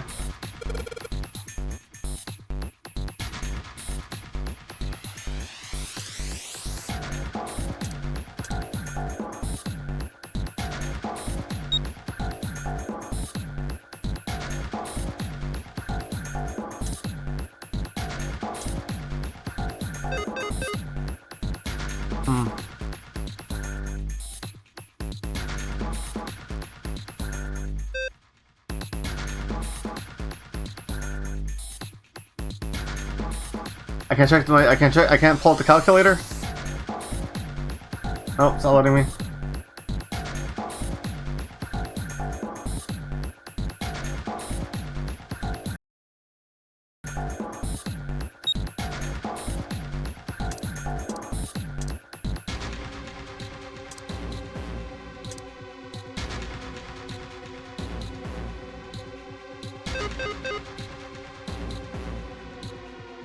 Hey, this puzzle's tricky. I almost want to say there's a second. Oh, I'm reading. What's with the Crag stare, Crag? I'm doing alright, I think.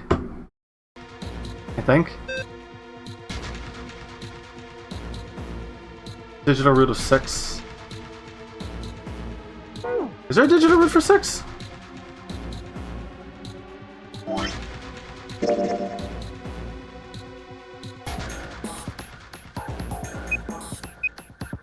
Yeah, there was 6, that's still 6.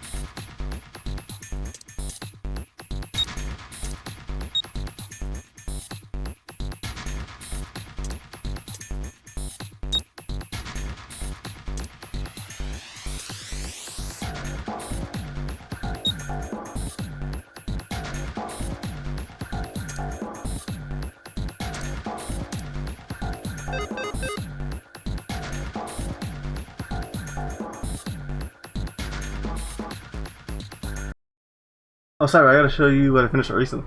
Oh, please, please. Anything to distract me from this puzzle.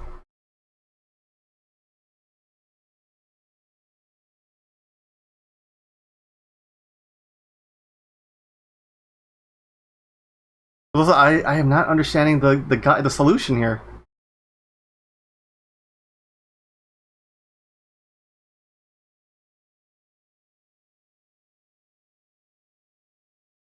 I found a computer, you can put the emblems into the table, use each emblem to get the door puzzle.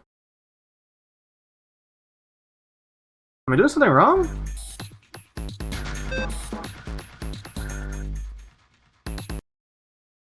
Yo, that looks so good! I'm guessing that's a commission, but wow, it looks That looks really cool. I'm not gonna say who it is. I don't know if I'm supposed to or if I can. Damn, that's really good. Birthday gift. Oh, that's nice. I completely forgotten this puzzle.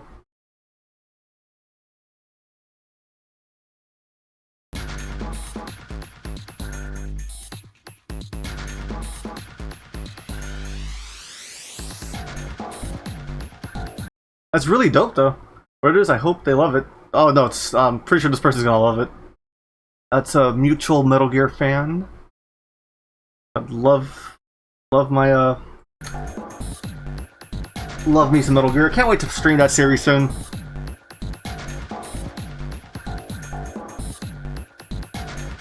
What is this room called again?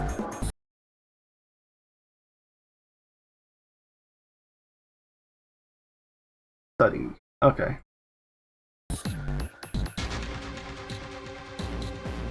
Nine.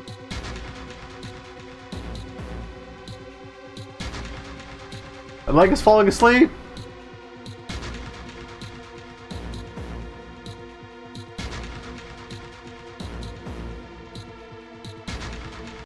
Says how am I supposed to move the 3, 4, 5? Yeah, I'm supposed to move the 7 over. That doesn't make sense.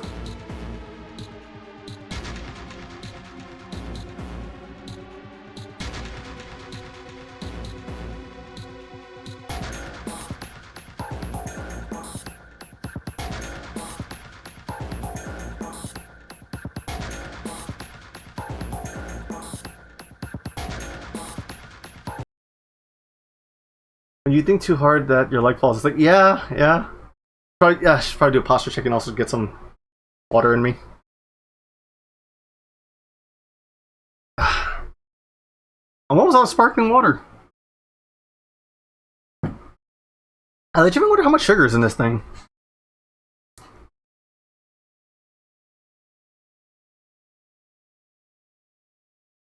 No, but no, Craig, that's awesome.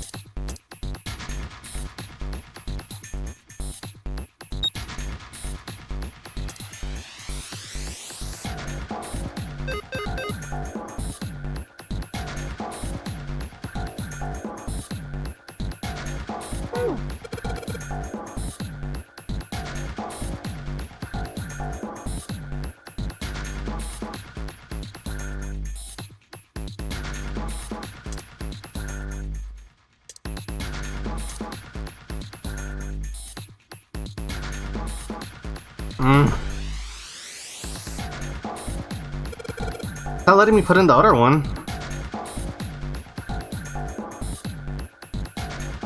Let's see.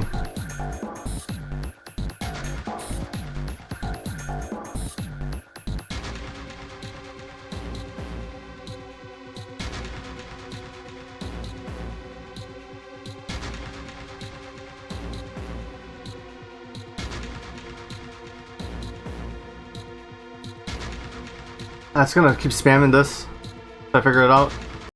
It's more 20 of 30 G of sugar, I will be sad. Oh, the grams of sugar.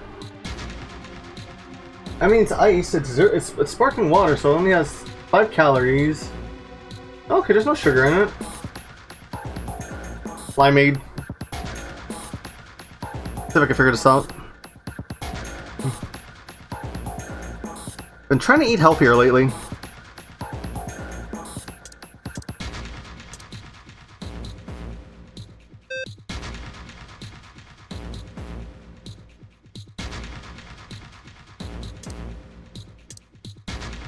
Two, 3, 8.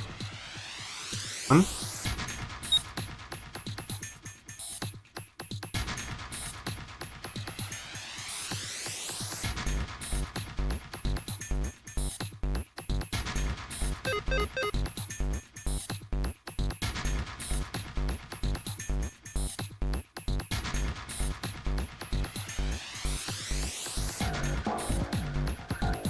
5, 6, 7.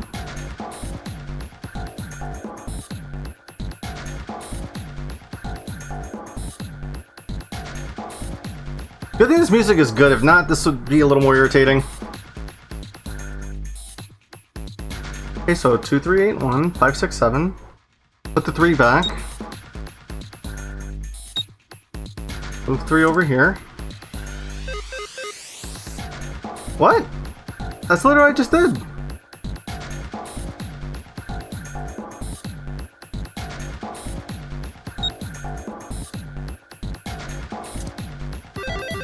Okay. I was skipping a step there. There's still 3 more indentations left empty. I imagine something will happen one day are all filled. Doesn't that seem likely? Yeah, I would possibly be dead if I was in this situation. Because they definitely take your phones away, so you couldn't solve this shit easily. Yeah, but there's more of those red balls you can't move. The numbers for each area are different too. Looks like I got the same rules as the last one though. It got the same rules as the last one. Oh, I said I. Aye.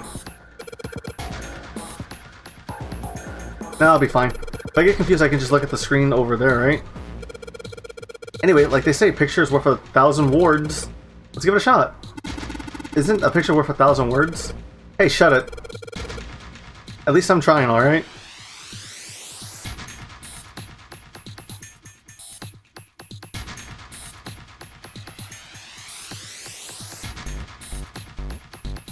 Hey, 1 and 7.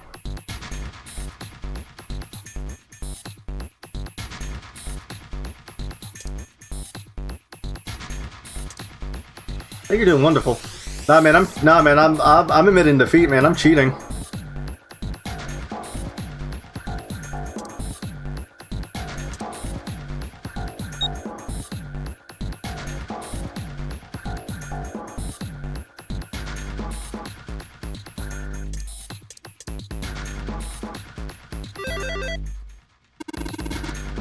That's awesome, Junpei.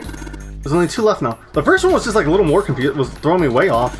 There's only 2 left now. You can do it. Oh, wait. Gotta pull up the other thing. Waffle one is the last one, I believe. Yep, circle. Mysterious circle.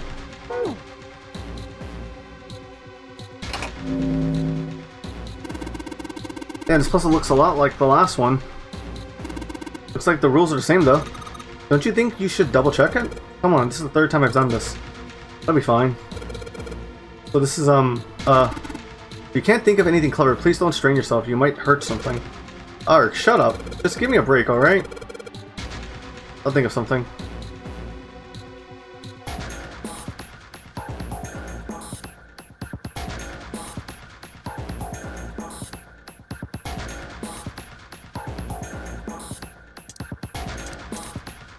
Five, 2, 6, 8. I legitimately wonder if these are like winning lottery numbers, honestly.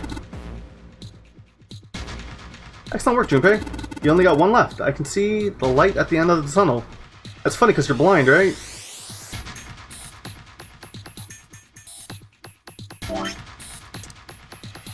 I played them and find out. Easy. Let's see, what happens when I put the coffin emblem? This is the 4th one. This puzzle looks a lot like the last couple. I think this is probably the last one.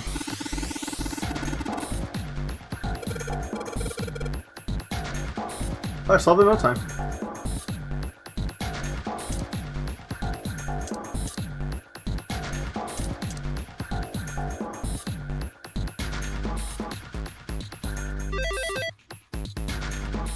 Huh? Where did the noise come from? Underneath the keyboard? Way to go, Junpei! You answered all the questions. Damn, Junpei, good job. Hey, did you hear something just now? Yes, I heard it as well. From the bottom left corner of the desk, I believe. A picture. In a drawer was a single picture. He picked it up. It was a photograph of 4 men. What the? Involuntary, Junpei's eyebrows shot up. He'd seen 3 of them before. What the hell is this? Revelations! This man with a mustache on the right. He's the same guy we found murdered in the captain's quarters. He had the Zero bracelet on his left arm. And this second man, with the glasses and a doctor's coat. He's the 9th man, the one with bracelet number 9. He died after he went into door 5. But this guy, the one in the striped suit... Oh man, that's Ace. Yeah, I guess it is. No doubt about it. Seven and Clover had come to peer over Junpei's shoulders. But what does it mean? What is Ace doing in this picture? Not only Ace, the 9th man and Cap too. As Junpei looked closer, noticed the expression on each man's face. Their smiles suggested they were close to at least some degree. And they look happy, like they knew each other well. Why? How? How in the world are these 4 men connected?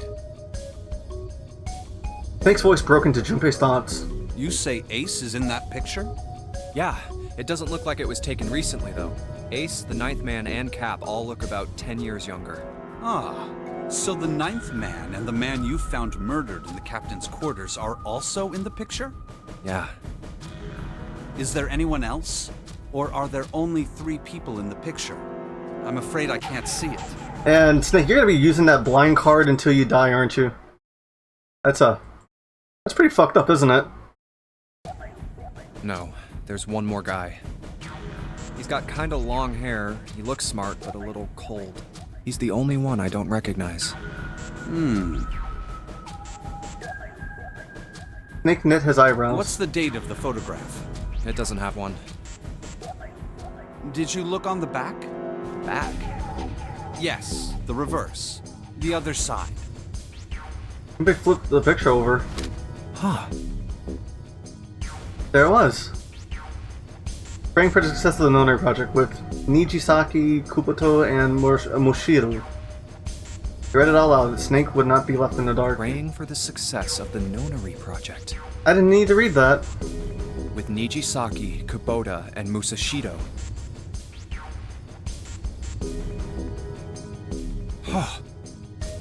Junpei immediately flipped the picture back over. Then the 4 men in this picture were the organizers of the Nonary game 9 years ago. I kind of pieced that together. Since Hongu was mentioned, Junpei figured that could only mean he'd written the words on the back himself. That means Ace, the 9th man, and Cap were all responsible for making it happen. But I feel like I should be more shocked about this. Man, I can't stop staring at that GIF you made, Craig. I think it looks so cool. It's almost as if that's just how things were always supposed to be. That's the true identities, not coming to a surprise. Why? Why am I not surprised? Ace was the one in charge of the Nonary project, but... And why? Why am I so calm? It's like I already knew. Ah, of course. I understand now. Junpei looked over at Snake in his own confusion. He had missed the dark look on the other man's Ace face. was the CEO of Cradle Pharmaceuticals. He was the one who invented the game 9 years ago. He was Gentaro Hongo. Ace is... Hongo? Even as he asked, Junpei felt as though he already known. Almost as if someone had whispered into his head that, yes, of course Ace was Hongu. I had my suspicions from the beginning. Their voices were similar. Too similar to be a coincidence. I could never forget his voice. It was the voice of the devil. I couldn't be sure, though. After all, I had no way to check. I certainly couldn't ask him. Even if I had known, however, I would never have told you. Zero made it quite clear what would have happened if I did. Oh my gosh, I had no idea. Huh? I didn't know that Ace was Hongo. Oh, yes. I suppose you wouldn't have. 9 years ago, you were in Building Q in Nevada, but Hongo was in the Gigantic with us. I know. That's why I didn't know what Hongo looked like.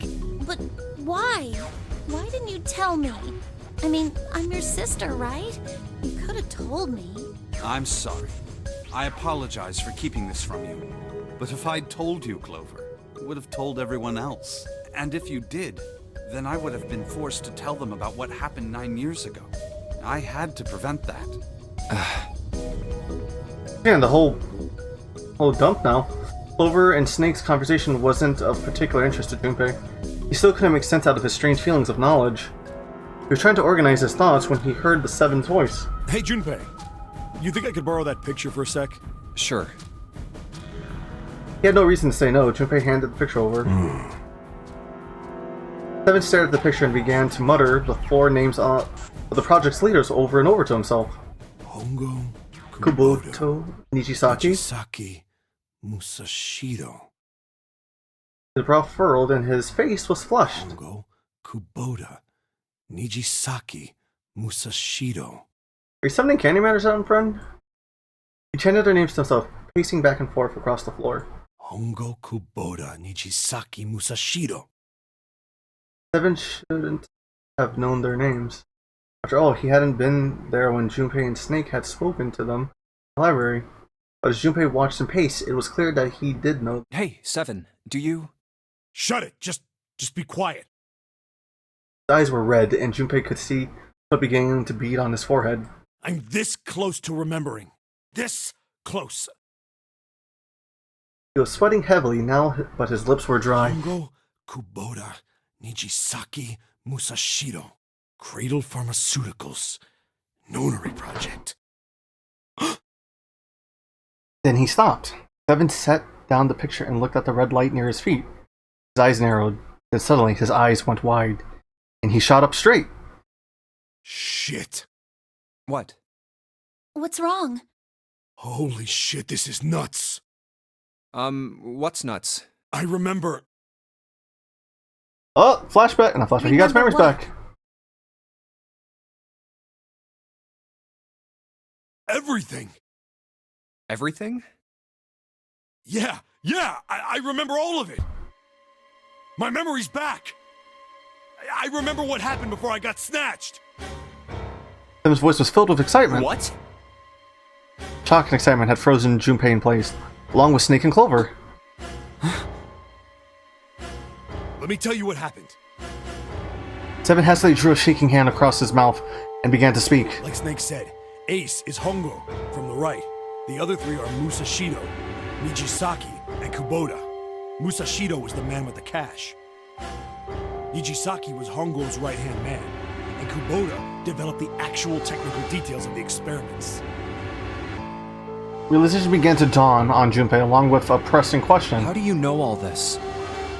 Come on, man, I told you, I finally got my memory back. No, that's not what I mean. I'm trying to ask you why you knew all this stuff in the first place, before you forgot it. Seven rubbed the scar on his chin. You really want to know? Yeah? Of course.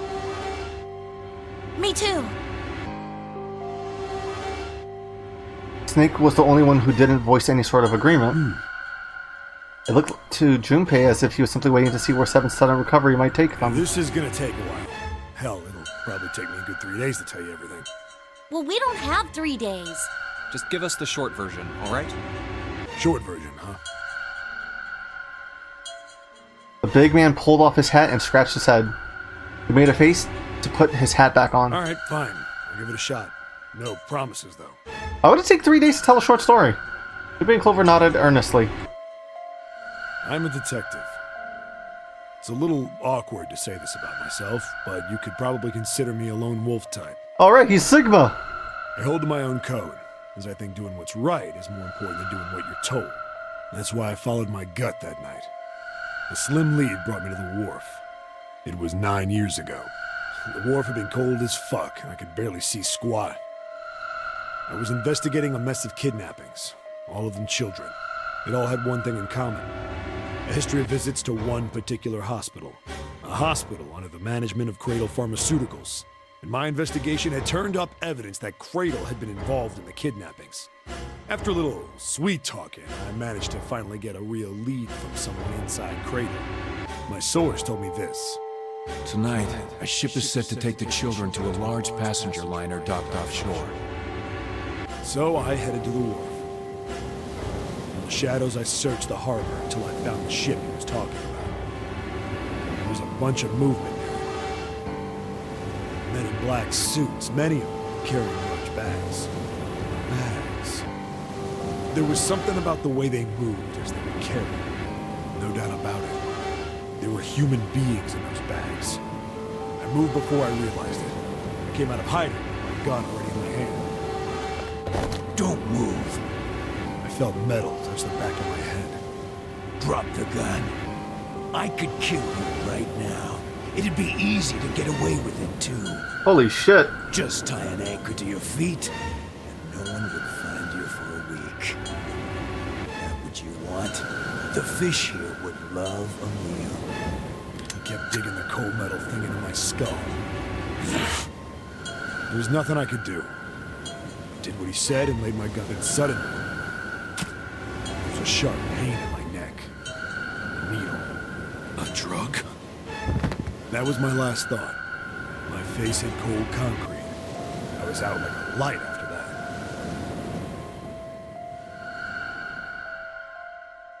that. I woke up on a hard floor. Damn it!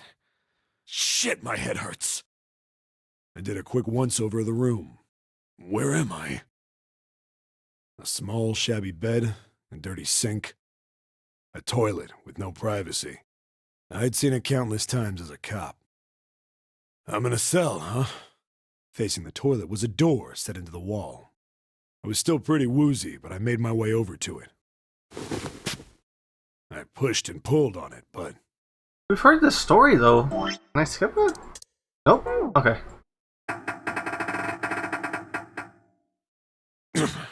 Oh yeah, no. won't open. Seven's got some good drip.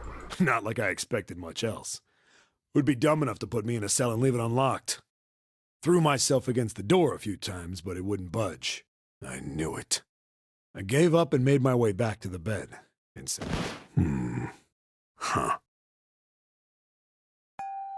I sat there for a very, very long time. Who knows how long. Then, I heard a faint voice. The voice was far away. I couldn't understand what it was saying, but I could hear one. It was pretty high, probably a little kid. Huh? No, it was several. I hear 5 or 6, maybe more. Where? Hard to count in the Where are they bags. coming from? I pressed my ear to the wall and tried to listen through it. No, that's not it. Left. It's coming from under the bed? I hauled on the metal frame and flipped the thing over. And there it was. The bed had hidden an air vent under it. The hole in the wall was covered by a metal grate. I dropped flat on the floor and peered through the grate. I couldn't see shit, but I knew it in my gut. This was where those voices were coming from. Hold on. Why are there kids here? But then what my inside man told me popped into my head. Tonight, a ship is set to take the children to a large passenger liner docked offshore. Whoa, whoa, whoa. Am I on that ship? It didn't matter. All I knew was I had to get to those kids. I checked out the metal grate. Could I fit? I stuck my fingers in and grabbed it. And then...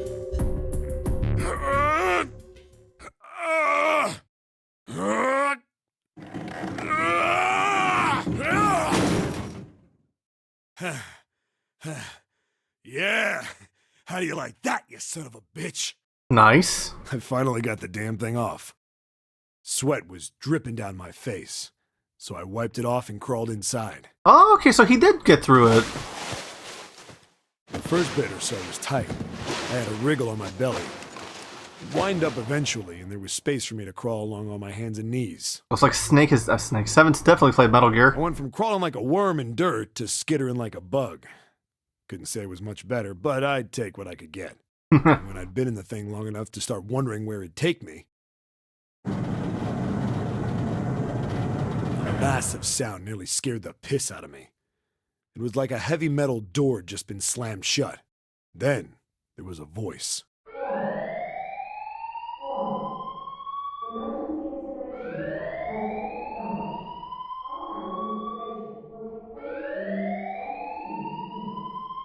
Holy fuck.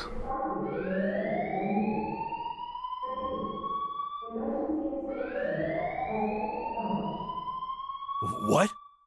I wasn't sure what it meant, but anything with incinerator is bad news. Then, almost as if that was a cue, I heard a mess of young-sounding voices. A bunch of them were straight up screaming in terror. And all the sounds together made a howl that made the hair on my neck stand straight up. Damn it! What the hell is going on here? I scrambled through the duct as fast as I could. I made a giant racket, but I didn't care at that point. I soon found a metal door on the left side of the duct. The kids were screaming on the other side. I found it. I yanked the handle and threw the door open. I almost ripped the metal off its hinges. What the hell is this place? I couldn't believe what I saw. The room had a dome up top, and there had to be about 9 walls, all the same size. Up in the ceiling was an upside-down funnel, almost like a chimney. I looked down. There they were, the kids I'd been searching for. Okay, that's clearly Snake and that's clearly Santa. That's just a fucking kid version of Lotus. They all gawked up at me, suddenly silent, for the moment, from surprise and fear. Scared of the room or me, I couldn't tell. Probably both, actually. Not like I can blame them running into a mug like this when they're already scared shitless. I snorted at my own dig at myself and turned to the kids. Don't worry, kids, I'm not your enemy. I'm one of the good guys. Was part of the last game? No, her daughter was. I think her daughter was like her daughter was kidnapped. All of them stood there. Well, clearly, yeah, Lotus's daughter is part of this. Well, except one. He was a boy, slightly older than the others. Private school uniform. Who the hell are you? He stepped forward and glared at me suspiciously. I'm a detective. I'm here to rescue you. It looked like they relaxed some the second I got the words out. How are you gonna help us? Where's the exit? There isn't one. The doors we came in through won't open, and the door over there... He kinda cut himself off. I think he was considering something before he changed his mind. Anyway, there's no point. We can't all get out of here. If we don't get out of here, we're gonna be burned to death. Burned to death? Can't you hear it? That voice said the incinerator's gonna start up soon.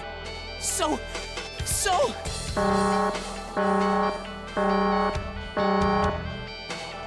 The voice spoke again. Incineration will begin in 15 minutes. They only had 15 minutes. I looked back down at the kids. Looks like a good 20 or 30 feet to the floor. No way I could pull them up. Too big of a distance for any of us to reach. What the hell was I gonna do? But then I got an idea. Wait right there. I'm gonna be right back. What? Where is he going? Are you just gonna leave us here? They just got frightened again. I'm not the best at that kind of thing, but I tried to reassure them with a smile. Don't worry, all right? I'll be back, I promise. So just stay calm and wait right there. I didn't wait to hear them respond. There wasn't time. I had to hurry. Well, as fast as a guy could on his hands and knees. Didn't take me long to get back to my cell. Still no way out of there, but I had a plan. I needed something from the room. When I got it, I dove back into the hole and took off towards the incinerator. Then... Sorry to keep you waiting, guys. I tipped out the doorway and dropped down the rope I brought with me.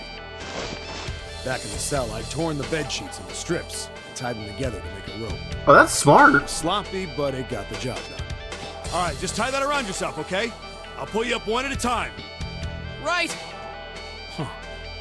Wait a sec. Something was off. There were more of you before. Where'd the rest of you go?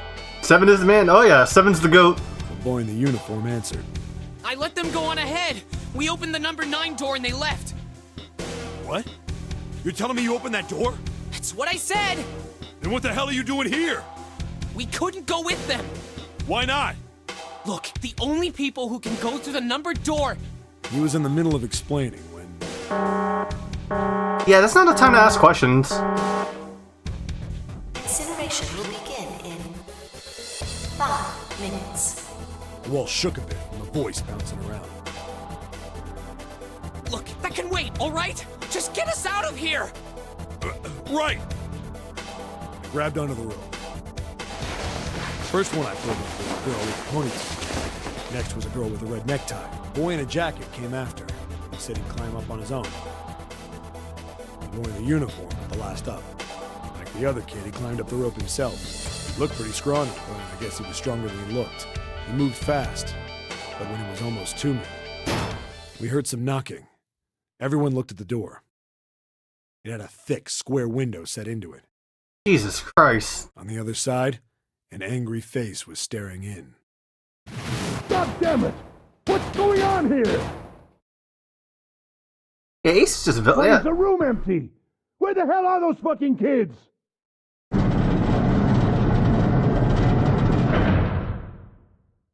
The door opened, and a man stepped in looking half mad with fury. I recognized his face. I saw him many times in photos during my investigation. The man's name was Gintaro Hongo, the CEO of Cradle Pharmaceuticals. That man standing, Craig. That's man pose. That's a JoJo villain pose if I ever saw one. Hongo saw the boy hanging from the rope. Yeah! It was like he was an animal. He lunged for the rope. Hurry! I know! The boy in the uniform booked it up the rope. You son of a bitch! Get back here, you little shit! 15 feet. 10. The second I could reach the kid, I grabbed him. I hauled him up and tossed him into the duct behind me. No! No! Hongo had lost it. His face didn't even look human. It was like the bastard pulled off his fake face. He was really a terrifying devil or some kind of damn monster. I quickly reeled in the rope, leaving a furious Hongo yelling at me from the floor. You fucking bastard! You won't get away with this! How dare you compromise this experiment! Experiment? What experiment? Wait, did Ace just kill himself? Incineration will begin in 1 minute. Hey, old man! What the hell are you doing? Hurry up! The boy in the uniform was trying to get my attention. I may have thrown a salute in the raging asshole's face before I closed the door behind me. I went to going back to the cell, so we went down the other direction instead. After about 30 feet, we came across another duct on the left. This one was heading down. Everybody nodded and took turns sliding down it. The duct emptied us out into a narrow hallway. There was a door on either side. The one on the left was a normal double door. But the one on the right was familiar. It had black and yellow stripes, and a device next to it on the wall. The plate on it read, Incinerator. Incinerator? Yeah, that's where we were. It was the girl with the red tie who answered me. We were inside an incinerator? Yeah, Hongo might still be there. It looks like it's been shut off, though. Wait, what? If he's still in there... Yeah, that's not good. That meant better. We gotta get out of here. Go to the other door, hurry! The kids started running, and I was close on their heels. Man, I'm surprised Seven is such a hero. Large spiral staircase. Run! Didn't need to tell them twice. Up and up and up. My feet pounded the steps. Our arms pumping fast. Round, round, and round. The devil was on our tail. The stairway kept going. We passed a couple of landings when the boy in the uniform suddenly spoke. Something's up. Akane's not catching up to us. Akane? My kid's sister. The girl with the red necktie. Akane. That's strange. I didn't remember seeing him on the list of missing kids. Hey! Akane! He kept his hands around his mouth and yelled. Maybe we outran her. The boy in the uniform skidded to a stop. I stopped too. So did the other two kids. When did we do that? Well, we passed a couple big rooms on the way here. Maybe she took a rest in one of them? No, that's impossible. Sorry, Grandpa. You keep going. I gotta go look for her downstairs. He turned to go. Hey, kid, wait! God damn it, I said wait! I don't think the kid even heard me. Fuck! I spun around to the boy in the jacket and the girl with the ponytail. I'm going after him. You two keep going, all right? Got it? The girl nodded and ran up the stairs. But the boy... I'm going with you. I didn't have time to argue. I just nodded and took off down the stairs. I could hear him following me. We ran all the way to the bottom floor of the hall. Kane was nowhere to be found. God damn it, where the hell did she go? Okay, I'm sorry, I'm quiet, but I'm just like legitimately stuck on this story. Oh, hey Jackie, welcome in. Hope you're having a good night, dude. I could tell the kid was frustrated. Sorry if I'm like super quiet. I'm just like super focused on this damn story. And then suddenly... Help me! Somebody help me! we heard a girl's voice. Akane! The boy in the uniform threw open the door and leapt into the hallway by the incinerator. We rushed in after him. I couldn't for the life of me believe what we were seeing. Oh yeah, no, for sure. It's getting like the story's like Bastard Hongo Oh. had Kane by the arm. When did that Pushed happen? him into the incinerator. Come on, goddammit, move! Mine's been going good. I'm just sick. How are you doing? I'm doing good. No, I don't want to! Let me go, please! Let go of me! I think we're getting the true ending tonight for sure. She planted her feet squarely on the floor and was struggling to get away. But Hongo was bigger and stronger. She wasn't gonna win. Akane! Her brother roared with anger and charged toward Hongo. Help me! Ah! You're too late, idiot! Hongo lifted Akane bodily into the air and threw her. Jesus Christ. Before we could even blink, Hongo had leapt through the door after her. We saw him land inside.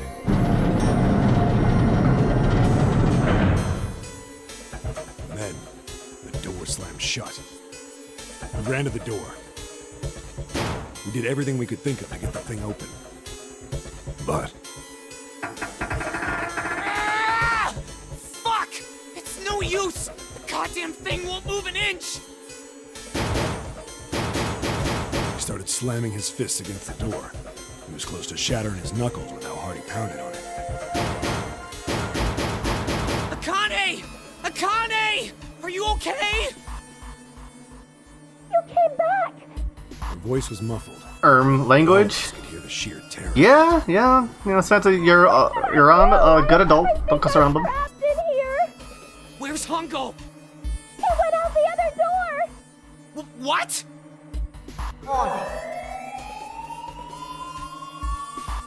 Warning. Emergency incineration command has been acknowledged. God damn. Incineration will take place in 18 minutes. Please evacuate the incinerator immediately. Repeat. Oh no! Oop. Emergency incineration command has been acknowledged. Oh no! You fucking kidding me? Oh no! It's just spamming on those. Oh wait, crap! I opened the typing app. It's the same damn thing. Are you there? Yeah, we're here. Just hang on, alright? We're gonna figure out a way to save you. His words would have seemed like a sick joke to her if she'd been able to see how white and bloodless his face was right then. Wait, how much time did the incinerator have? Incineration will begin in 17 minutes. Can't it just go through the same door again? Like the... Please! Please help me! I'm really, really scared! I don't want to die! It's gonna be alright. I'll figure something out. I promise. I promise, okay? You hear me? I promise! It was torture listening to her sobbing on the other side of the door. Her brother was nearly crying himself. He could only stand there, fists clenched so tight his knuckles were white.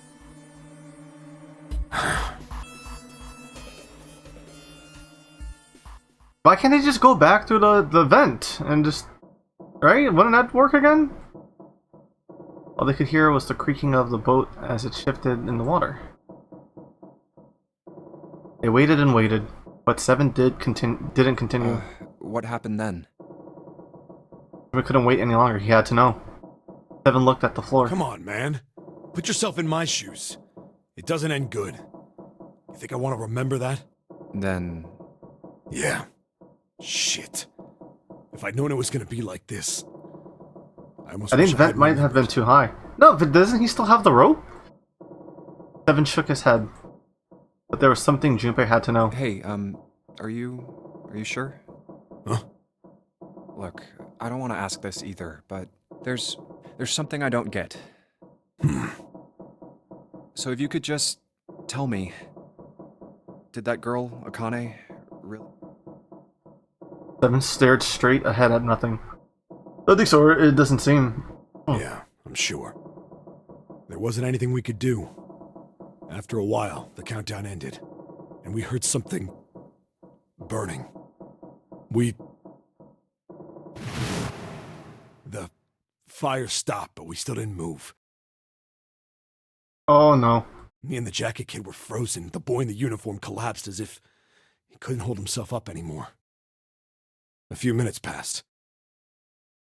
The door opened.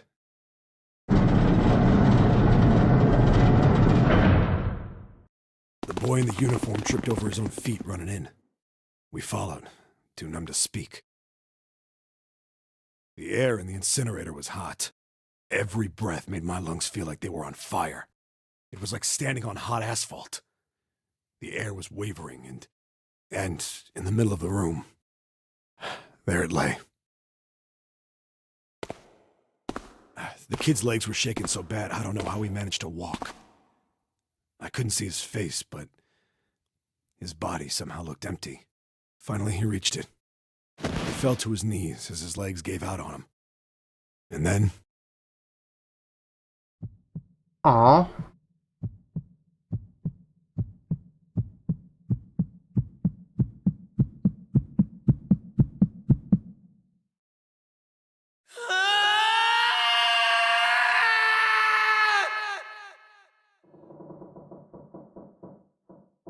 He felt a cold lump form in the pit of his stomach. A feeling of sickening anticipation washed over him. He could feel his body shivering. He desperately did not want to know the answer. He feared he knew already, but he had to ask. He had to know for sure. Can I ask you one more thing? What's that? The girl, Akane. What was her last name? What does it matter to you? Just tell me, okay? Please? Seven looked at Junpei curiously and ran his tongue quickly over his dry lips. Kurashiki. Her name was Akane Kurashiki. Dun dun. Something inside of Junpei stopped. He had no more words left. He had no more Junpei left. He was just a shell of flesh and bone. Seven turned to Snake. You were there that day, weren't you? The tall kid in the jacket. That was you, wasn't it? Yes, it was. You are correct, Detective.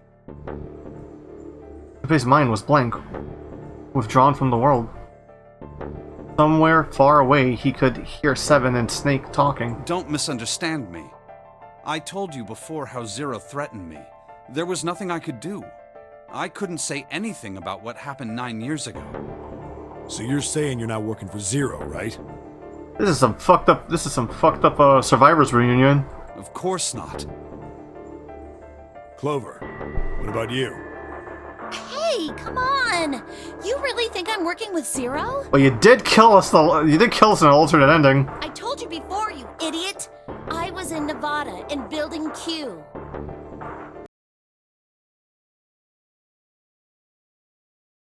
Oh. I did hear that a detective rescued the kids on the boat, but... She got you more than once. No, I'm pretty sure it was Ace who killed me in those other endings. I didn't know it was you! Or Gondo. Her surprise seemed to be genuine.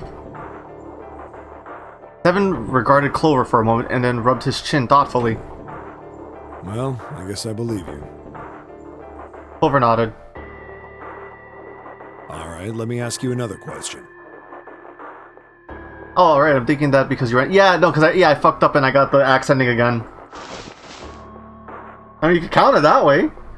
Alright, let me ask you another question. He stuck his hands into his pockets and took a few steps.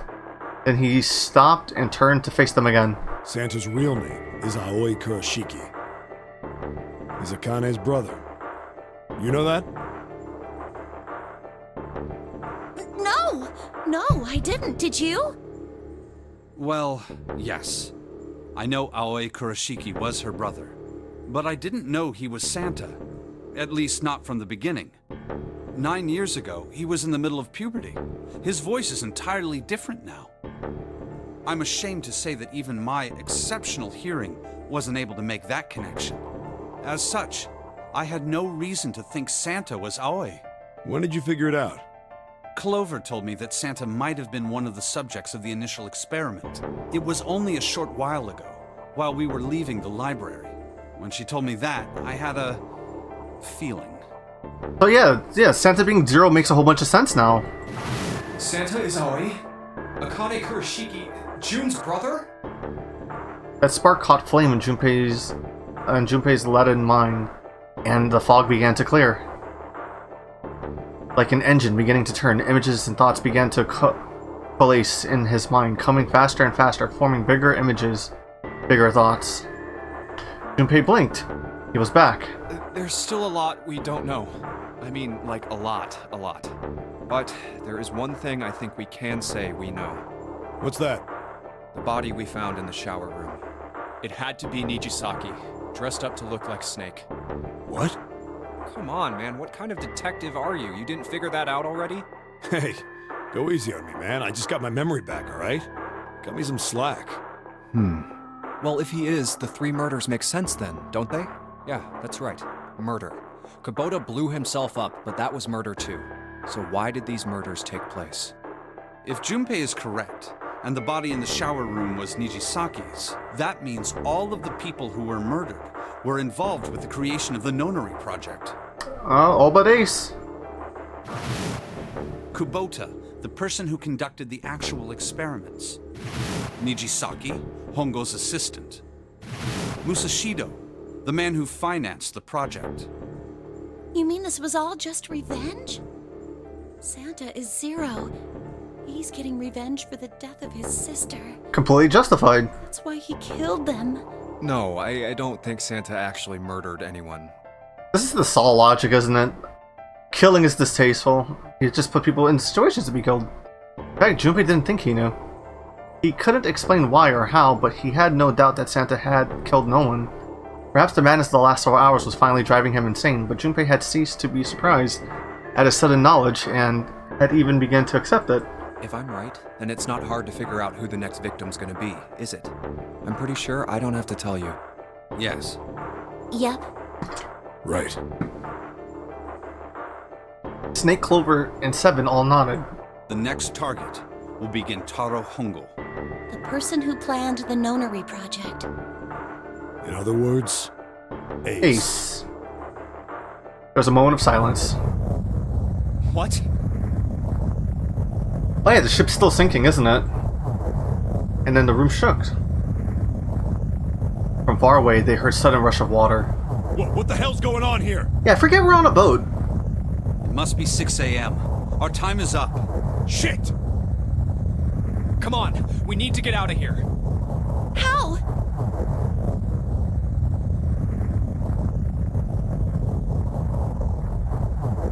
In the drawer, they had held the picture with the key card.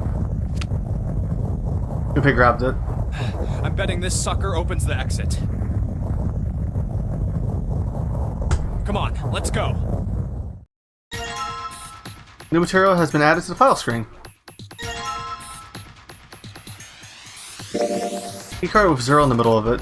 0, 0. God damn it, Zero's just screwing with us, isn't he?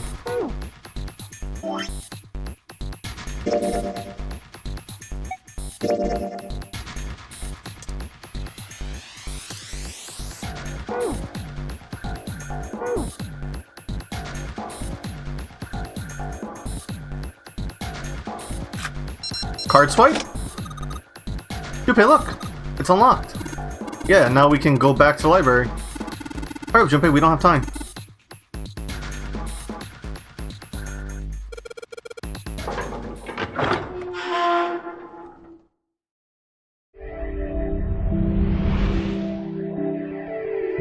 That was an ordeal. Oh, seek a way out. Gained all memories and escaped 999. Oh shit, I got all the ending. Wait, I think I got all the achievements? Huh. I think the shaking stopped. It would seem so, but we are yet to be out of danger. You're right. Let's hurry. He ran across the hallway. This exit needs the Uranus card too. Straight for the large metal door. Next door, Uranus, the card reader. Hey, Junpei. Yeah, I know.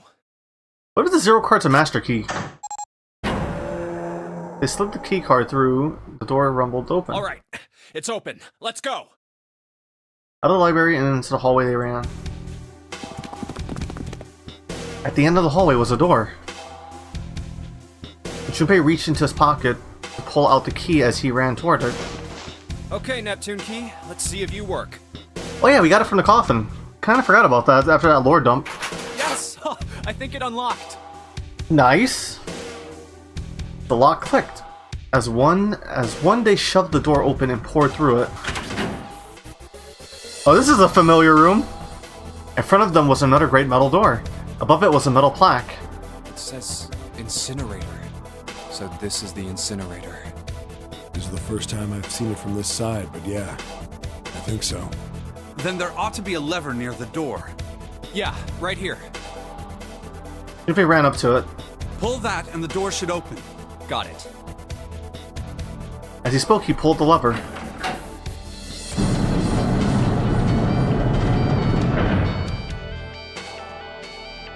The motor of the door groaned as it slowly ground open. There was no time to waste. Let's go. As soon as the door had opened far enough to admit them, all 4 dashed through. And suddenly, there before them were 4 who they parted from earlier. Ace Lotus stood in front of the number 9 door. Santa was curled into a ball against the wall of the incinerator, holding his stomach. And then there was June. She sat slumped against the wall, exhausted. What the hell is going on? Junpei ran toward June. He skidded to stop in front of her and knelt down. What's wrong? Are you okay? Her face was pale, her lips dry. When she spoke, she could barely hear her. He could barely hear her. Jumpy, you came to get me. Of course I did. I made a promise. I'm so glad you're here. So glad. He mumbled the same words over and over, weakly. Hey, what happened to you? I'm fine. I just fainted. I'm feeling a lot better now, though. Are you sure? Yes. I just need to rest a little longer. I'm sure I'll be fine. You shouldn't worry about me. She was looking toward Santa. Junpei turned to look as well. Santa. Santa grimaced his face, contorted in pain. Seven grabbed him by the collar and roared at him. Hey, where is it? Where's the gun? You hide it somewhere? Despite himself, a grunt pain escaped Santa's lips as Seven shook him. I don't have it. I got sucker punched and they took the gun. What? Who took it? What? Isn't that obvious? I took the gun. Ace. He did indeed have the revolver in his hand. No fucking shit. It was pressed against Lotus's temple.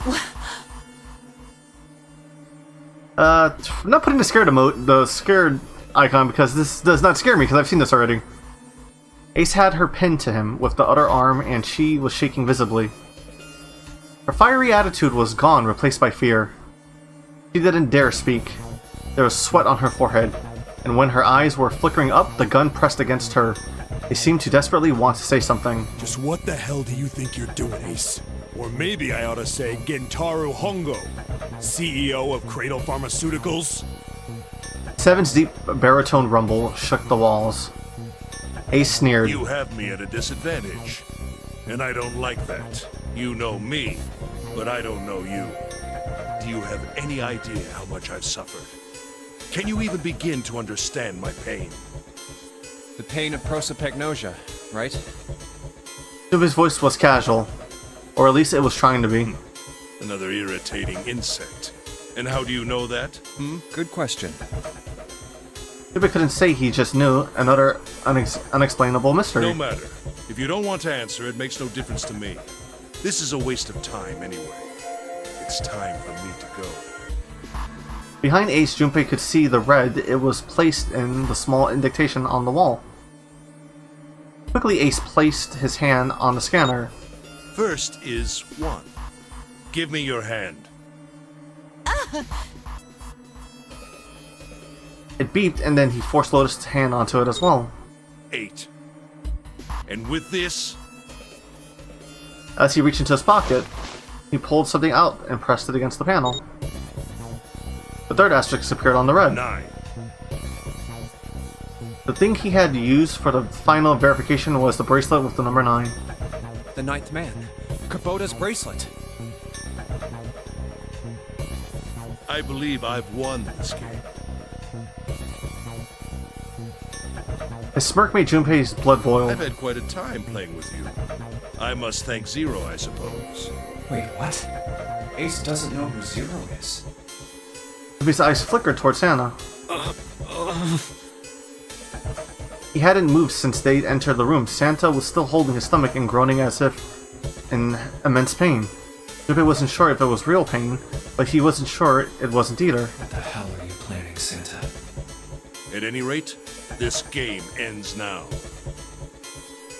I will escape, and the rest of you will have a slightly less pleasant ending.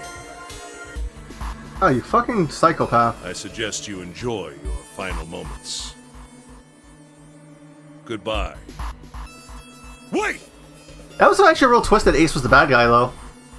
Ace, of course, paid no heed to Seven's request and laid hold of the lever on the red. With a sickening sense of finality, he pulled it. Finality? Finality? What? Why isn't it opening? One more time. Lotus tried to take advantage of Ace's confusion and managed to twist herself out of his grasp, but... Jesus Christ! At last, the second he grabbed hold of her wrist and then shoved it onto the red. Now open! Because Kane has the 9th bracelet.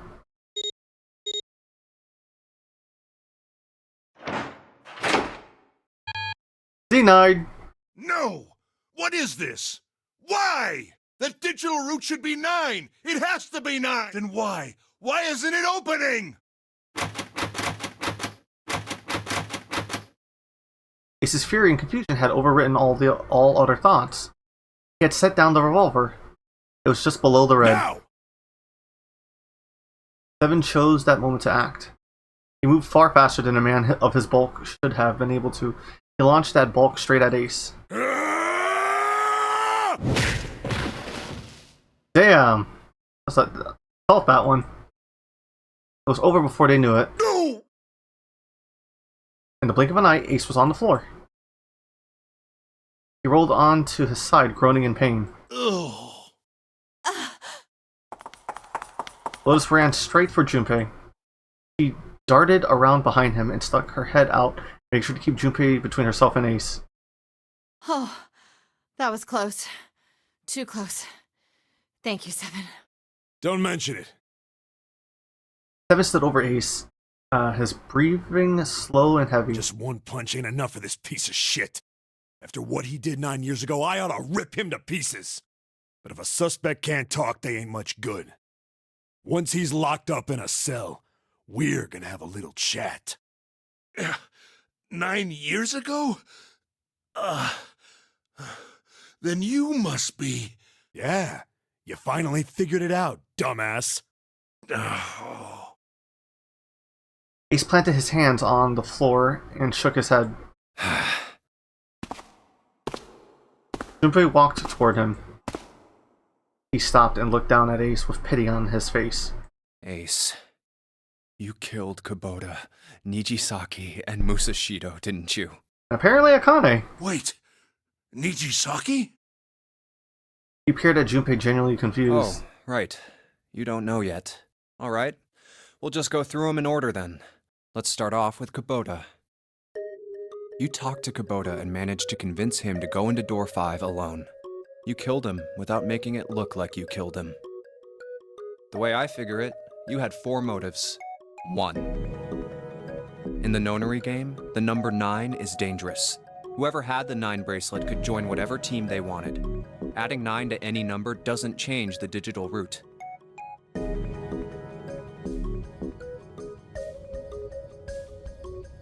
Which means that number 9 could do whatever they wanted. You wanted to remove that threat as soon as possible. 2. You wanted the number 9 bracelet for yourself, so that you could make use of its power. In fact, you did use it in the murder of Niji Saki. 3. Even if his number hadn't been 9, Kubota was a problem. He knew your past. He knew what had happened 9 years before. You needed to silence him before he told anyone. 4. Hello, sorry for bothering you. Oh wow, I got a bot. Let me take care of that real fast. Wait, hi, open up mod chat. Been a while. I wonder when I was gonna get hit with one of these. Are you Van Kneeling? Oh, I'm not finishing that name. Okay. That bot is banned. Thank you for your offer, but you can shove it up your ass, bot. But last, and perhaps the most disturbing, you used Kubota as a test. You wanted to know how serious this nonary game was. Was it truly life or death, or simply a harmless prank? You convinced him to break the rules so you could see what would happen. That was why you killed Kubota. But he was only the first. Next was Niji Saki. That's 15 years? While everyone was off looking for the missing parts for the Reds, you ran into Niji Saki near the big hospital room. However, because of your prosopagnosia, you didn't realize he was Niji Saki.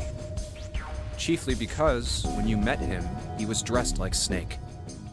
That was why you thought Niji Saki was Snake. No, that's not... Why? How did... I'll get to that. Anyway, you thought he was Snake. Snake was one of the kids in your experiment 9 years ago. You remembered him because he was the blind kid. But his presence made you think, Snake was one of my subjects 9 years ago. He probably hates me. But if that's true, why isn't he saying anything? Is he keeping quiet because he can't see? Or perhaps he's working with Zero to get revenge on me. Whatever the reason, anyone who knows my past is a threat. Before he tries anything, I need to get rid of him. That was when you decided you had to kill him. The murder weapon was Kubota's bracelet. You just waved it over the Red. Verified your own number and then grabbed Niji Saki's arm and forced it over the scanner panel. Then, when the door opened, you kicked him in. 9 seconds later, the door closed. And then 81 seconds passed. And poor Niji Saki was dead. Poor, he was still part of this. And you mean to say Snake is still alive? That's another 15 years, so that's 30 years in jail for 2 attempts of manslaughter. Sorry to disappoint you, but I'm as good as new. Hey, you're good, Craig. I got it. Thank you for killing the wrong man, but I can't say I like knowing that you wanted me dead. Although, to be honest, even if you hadn't tried to kill me, I would still hate you very much. Well, I wouldn't blame you.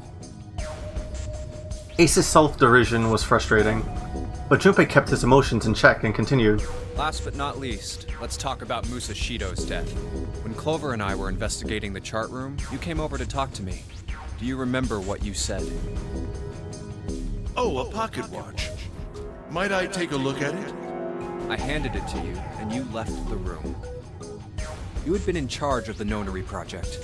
Of course you would have known the solution to every puzzle, which would mean that you also knew how to get out of the wheelhouse. All you had to do was place the watch in the indentation on the door to unlock it. With the door open, you could enter the captain's quarters. Musashido was there. Conveniently placed next to him was an axe that practically begged you to kill him with it. You picked up that axe and buried the blade deep in the other man's chest. One blow was all it took. And then you returned to the chart room as if nothing had happened. There was something I wanted to speak with you about, Junpei. Could you come with me for a moment? I had no reason to say no, so I followed you to the wheelhouse. When we stepped inside, remember how you slipped your hand into my vest? You pulled out a piece of paper, the one I used to cheat during the vote. But that wasn't really what you were after. Your true purpose had been to slip the watch into my pocket. It wasn't a very good plan. Had way too many holes, and someone saying the wrong thing could have brought it all down around you. You must have been desperate. But what made you willing to risk it all to do it? If this game is the end of Junpei becoming like a detective, I'll be surprised. Ace.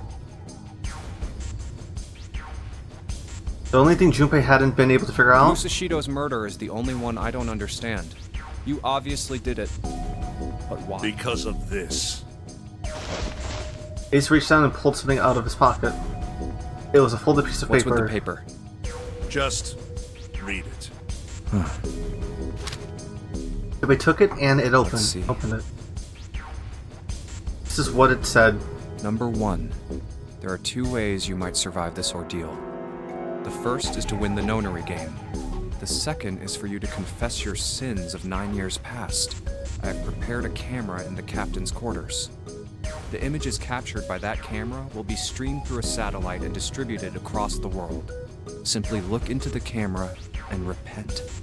Once you have confessed everything, I will release you from this ship. To make your confession more credible, I have left you a witness in the captain's quarters. Perhaps he will confess with you. The decision is yours. Do as you please. 0. When I awoke in that room on D-Deck, I found that in my pocket. That was why I chose door 1 when we voted.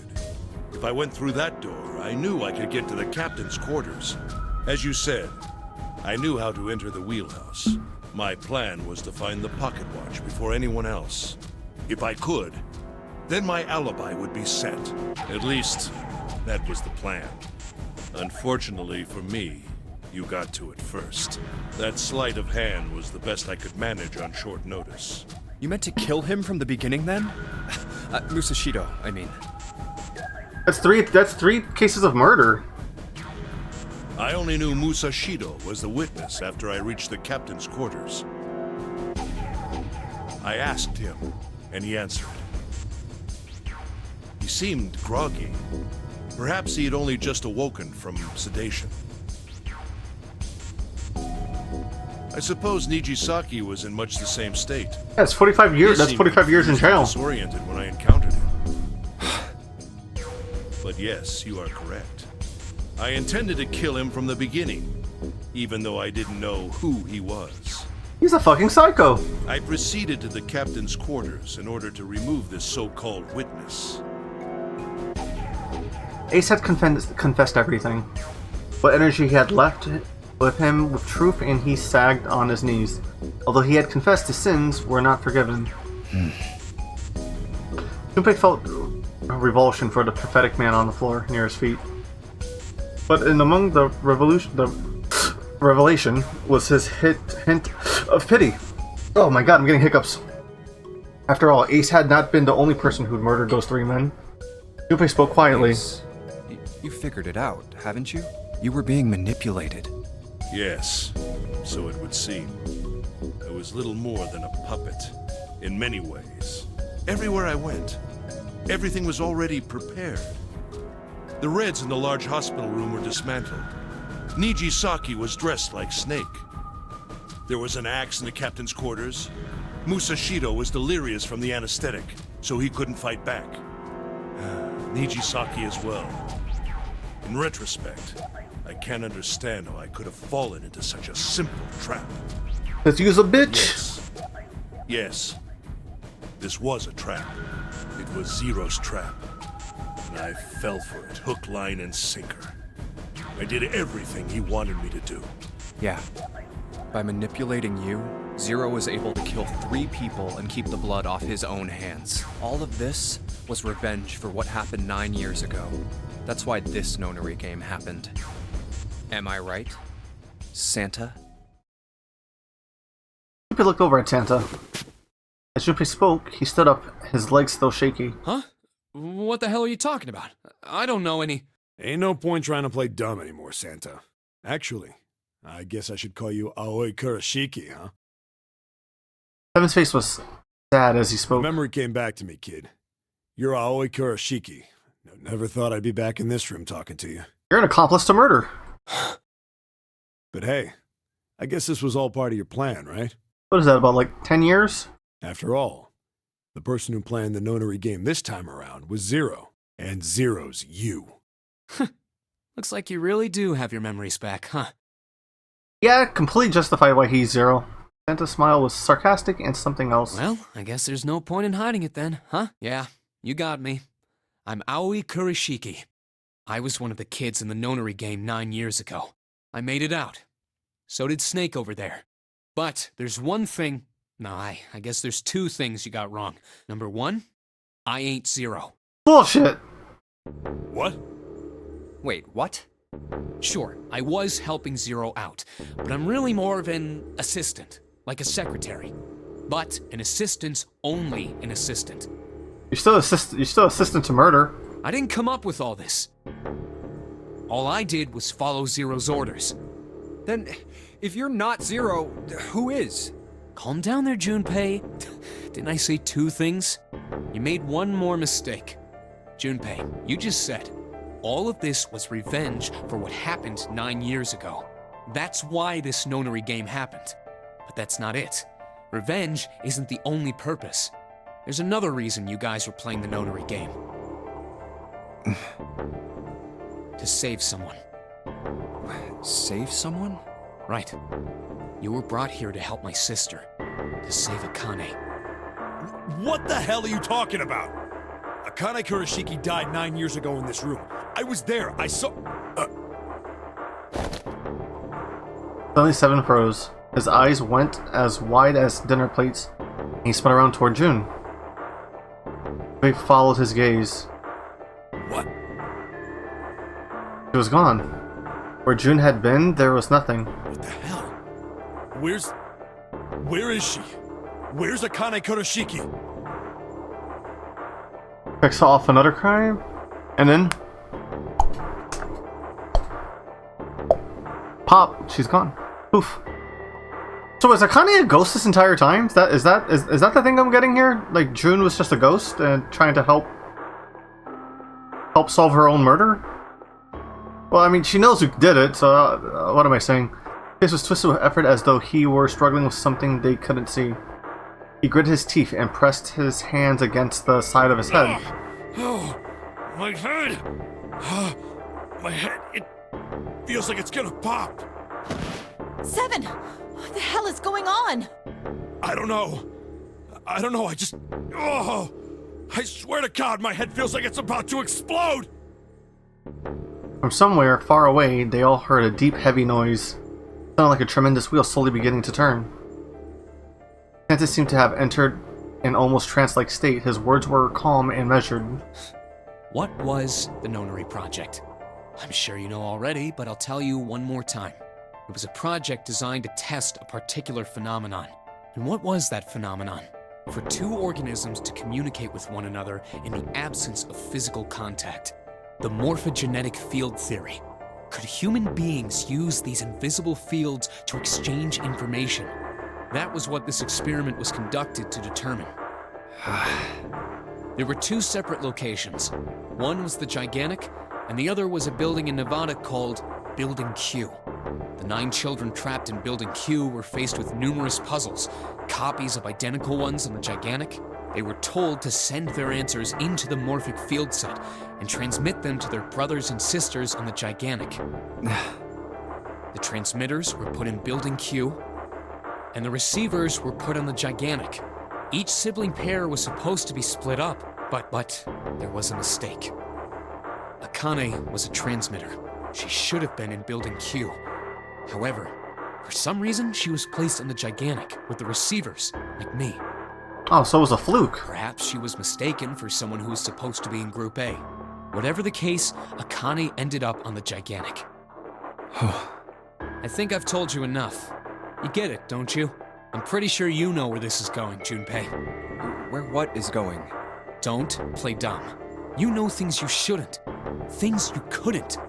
How did you know Ace had prosopagnosia? How did you know why Ace wanted to kill Kubota and how Nichisaki was killed? Were you surprised when you found out Ace was Hongo? And what about the coffin Snake was trapped in? How the hell did you open it? Well, that's... The answer to that is easy. He knew because I knew. Junpei was receiving information that I sent to him from the morphic field test. That simple, really. How do I know the alternate futures then? Imagine a river that splits in like two, like an upside down Y. The river flows from the top to the bottom, from a single stream into two branches. Is this the narrator? It only flows in one direction. It can never flow backward. Information is the same way. It moves from the past to the future, but never flows backwards. That's why people at the river source in the past will never know about those downstreams in the future. But the people downstream will never know about one another either. Information only flows along the path of the river. But I am different. I can manipulate the morphic field to pluck knowledge from the future. I know what happens to either fork of the river, even though the people on either fork know nothing about one another. Now, who am I? I am the 9th letter of the alphabet. But I am also 0. But that's not true. I'm not really 0. Not yet, perhaps. You say I am less than 0. 0 is my future. In 9 years, I will be 0.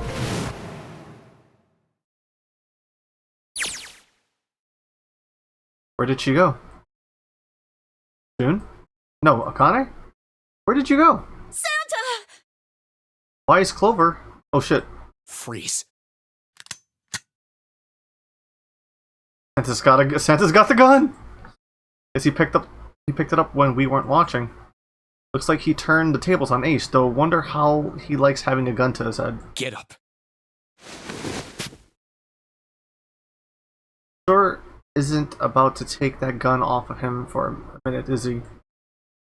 Ace isn't putting any kind of fight. I mean, I don't think I would either, but he looks trained.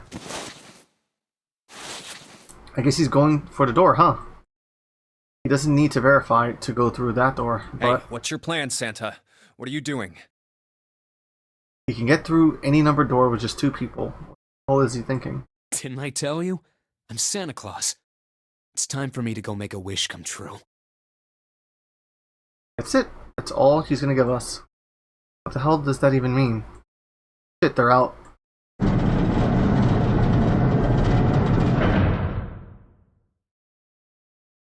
Now the gate's shut. Looks like the rest of us are stuck in here. They're all looking at me. At least Seven's headache is gone. He seems to be alright. Well, I guess there's no harm in trying. See if this door still opens. Damn. Well, it looks like this door isn't opening anytime soon. Why did it take me out of novel mode? Oh, you mean we're trapped? So it would seem. What the hell is Santa trying to do? Oh my gosh. Oh my gosh, what? Have you considered where we are? There can really only be one thing Santa would do now. No. No, you can't be serious. Oh, but he is. Shit, we've got to do something. Maybe we can still get out through the door 9. There's the red. Yeah, alright, we can do this. I think there's a specific reason it took you out of the novel mode. No, it's not gonna work. There's no way.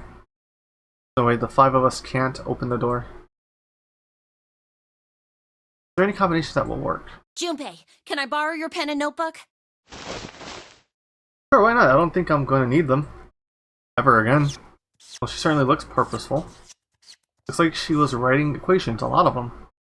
Ah, man, she doesn't look very happy. I need to be ripping pages out like that. Jeez. What the hell are you doing, Clover? Give me that!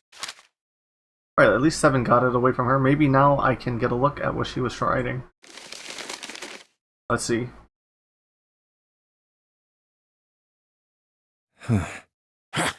What? And there's no other way?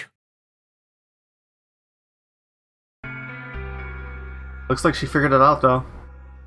And this is just too cruel. It's okay. Go. Lotus. Come on, you know we can't do that.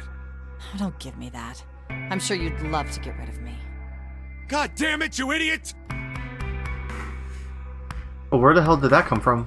Looks like she expected that as that about as much as I did. Without, if you're not... Look, it'd be bad, alright? For a cop, he sure doesn't have much Aw, Lotus is gonna sacrifice herself? Bad? Yeah. If there weren't assholes like you around, I'd be out of a job. Uh-huh. Look, I'm just not leaving you behind, alright? End of story. 7. He's right. I'm not leaving you either. Me too. What a tsundere. Hey, Jason. You didn't honestly think I'd abandon you, did you? You're all idiots. Act as tough as you want, Lotus. We can all see you're about to cry. That being said, however, I doubt we would be able to open the door anyway, even if we were to leave Lotus behind. Huh? Why? I trust you remember what happened to Ace? I couldn't, see exactly what happened, but I was able to guess what he was attempting to do earlier at the Red. Oh, yeah. No! What is this? Why? The digital route should be 9! It has to be 9! Then why? Why isn't it opening? Just to see, why don't we give it a shot? Give it a shot. Yes, that is what I said.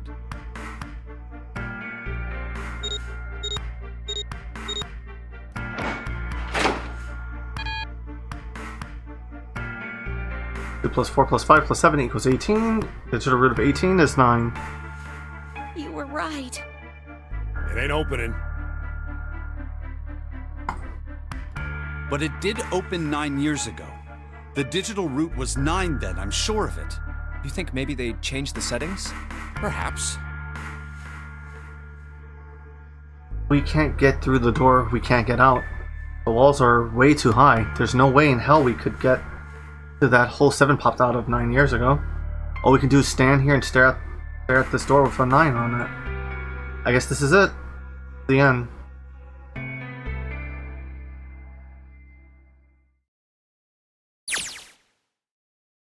Hi, Vision. I was watching. I had everything that was reflected in his eyes. I was listening.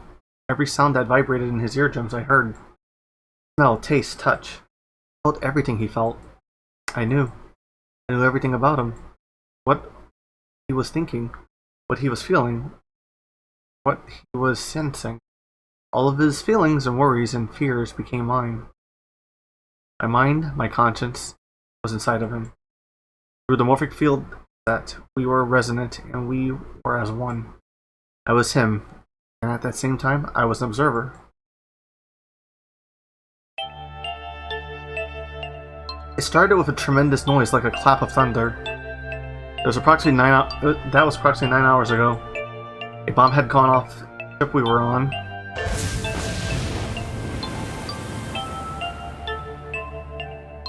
That was when my renaissance with him began. My resonant event melted into him and we became one inside of Junpei. Somehow I found myself in Junpei's mind 9 years in the future. But I didn't lose myself. I was living in 2 realities at once. One was the present and the other was the future. Perhaps you can think of it as 2 movies showing on the same screen at the same time. Eventually it becomes difficult to separate them and determine which movie is which. However, if I concentrated, I was able to focus on one or the other. That was why I was able to grasp what was happening in front of me. Come on, over here! That was my brother Aoi. He was yelling. I followed them. Around me were 7 other children. They all looked like they were about my age. Come on, hurry up! They ran down a long straight hallway and burst into the large hospital room.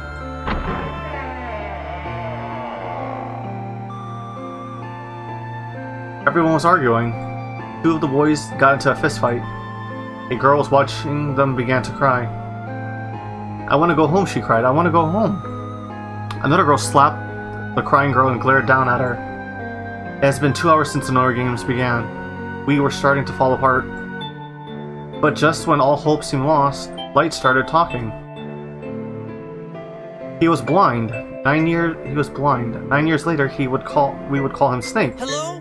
Everyone? Could you come over here for a moment? He was older than most of us, and his voice had authority and dignity. The fights died down and we gathered around him. I have a little sister. She is very important to me. Right now, she is over in Building Q and is desperately trying to send information over to me. Her name is Clover, and today is her 9th birthday. As he spoke, he pulled something from his pocket. Wait, Clover's real name was Clover the entire time? In his hand were 9 4-leaf clovers. I was going to give these to her as a birthday present. I was outside picking them when I was abducted. Yo, she looks exactly like Lotus, just with a different hairstyle. I'm sure I've already told you, but I am blind. For a man who can't see, collecting 9 of a very specific plant is, well, it is difficult. But my sister means a great deal to me, and I hope that these would show her how much I cared for her. Aww. Since it's her 9th birthday, I thought 9 4-leaf clovers would be appropriate. Every one of you has a brother or a sister in Building Q with Clover. For their sake, we have to survive. We have to get off this ship. If we're going to do that, there are 3 things you have to remember. We need trust and love, and we have to have faith in one another. If we can take all 3 of those to heart, then I promise that good luck will come our way. Did you know that the leaves on the 4-leaf clover mean faith, trust, love, and luck? Those words are leaf words. So if you believe what I've told you, and you understand, then I want you each to have one of these. They're a promise between friends. He gave Clover to each of us. I took one too. Eventually, he was left with only a 4-leaf clover. He had one last thing to say. Now, don't ever forget. So long as you have that, we will always be connected. Do you understand? When he finished, the tension of only a few minutes before he was gone, we were calm. After that, we ran around the ship for a while longer and opened several of the number doors until we finally found a door with the number 9 on it. In fact, there were 2 doors with the 9 on them. We found them in the chapel. We split into 2 groups and walked around the doors.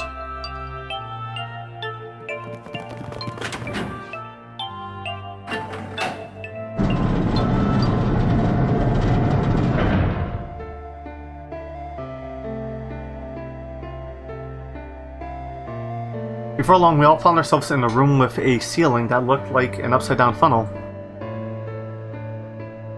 For some reason, this room had another number 9, but this time it was only 1. But if there was only 1 door, that meant only 5 people could escape. What are we gonna do? There aren't any other doors. We began to panic. Then, as if things have gotten bad enough already.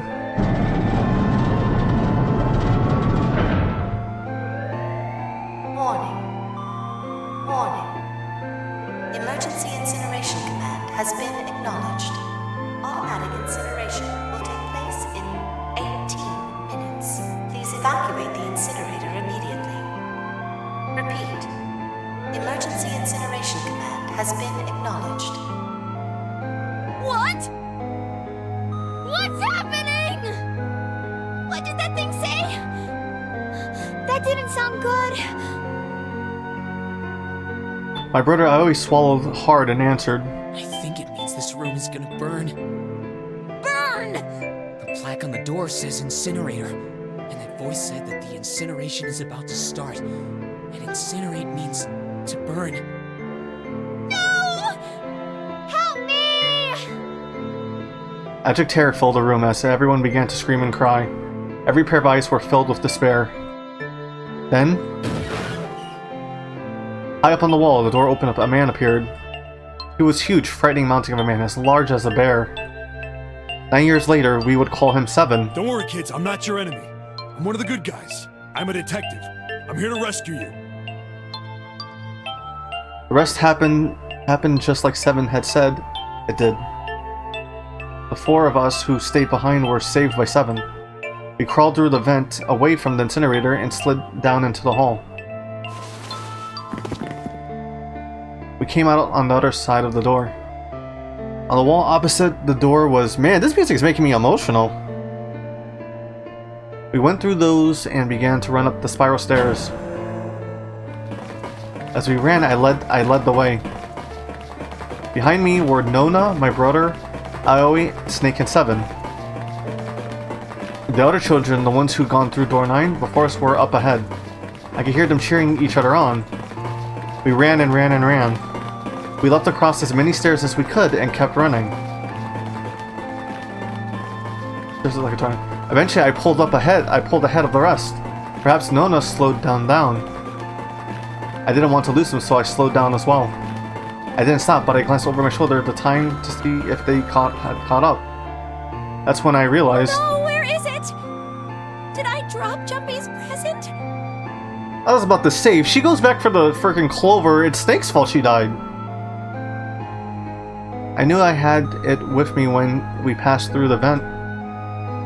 Then I had it dropped as we slid out. Wait, what was the present? I had to go back, I had to. But I knew I couldn't tell the others. They would stop me, I was sure of that. I didn't stop to think, I simply moved. I ran to the central hall, the room that connected to all of the other areas of the ship. I hid in the shadows, and the moment later I felt a rush of wind as they ran past me up the staircase. I waited until they were out of sight, and then I ran.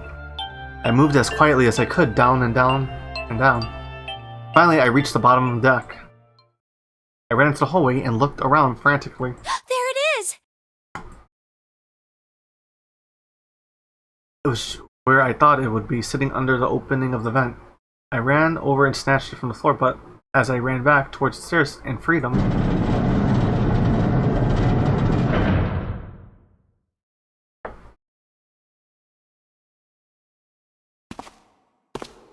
The door incinerator opened and a man stepped out. It was Hongu.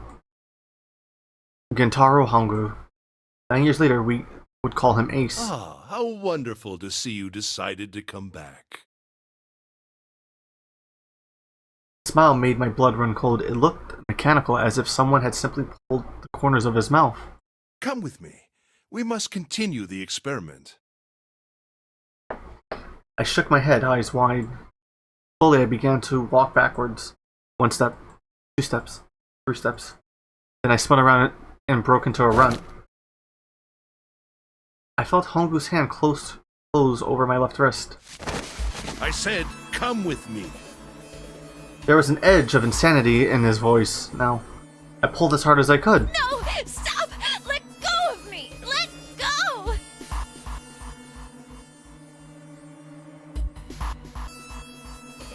But I was still only a child. I was no match for a man like Hongu. Stop struggling, goddammit! Do as I tell you! 1 kick to the dick, man. That's all you needed. He heaved on my arm, trying to pull me into the incinerator. I screamed. Help me! Somebody help me! Then suddenly, Akane! the door to the stairs flew open. My brother Aoi burst out of it. Behind him came Seven and Snake. Akane! He cried my name again as he leapt toward Hongu. You came back! Ah! You're too late! idiot! Hongu threw his full weight against my arm and pulling us both into the incinerator.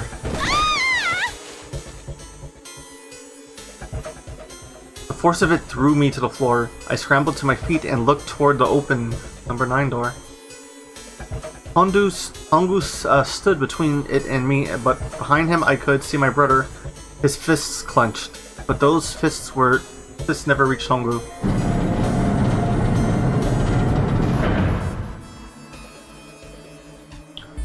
With cold, heartless screech of metal on metal, the door slammed shut. Hongu glanced at me maniacally, his face registering that there was an object there, but not anything he would consider a human being. Then he turned away and walked to the red that sat next to the door. He reached in his pocket and removed 2 bracelets. He waved them. He waved both of them over the scanner panel. 2 asterisks appeared on the red. He checked the screen, then tossed the bracelets carelessly onto the floor. What was he doing? What was the point? He made no effort to explain himself, of course. He said nothing at all, and walked past me as though I were nothing more than a rock by the roadside. A few moments later,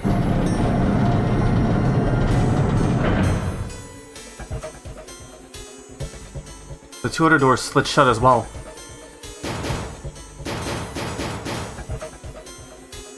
Faintly, I could hear someone pounding on the door behind me. I turned around and ran toward the door with the 9. Akane! Akane! Are you okay? I could hear a voice from the other side of the door. The worried, frightened voice. Help me! My throat was already raw, but I screamed as loud as I could. My voice echoed lonely around the empty room. What should I do? I think I'm trapped in here. Where's Hongo? He went out the other door. What? Then it started again. Warning.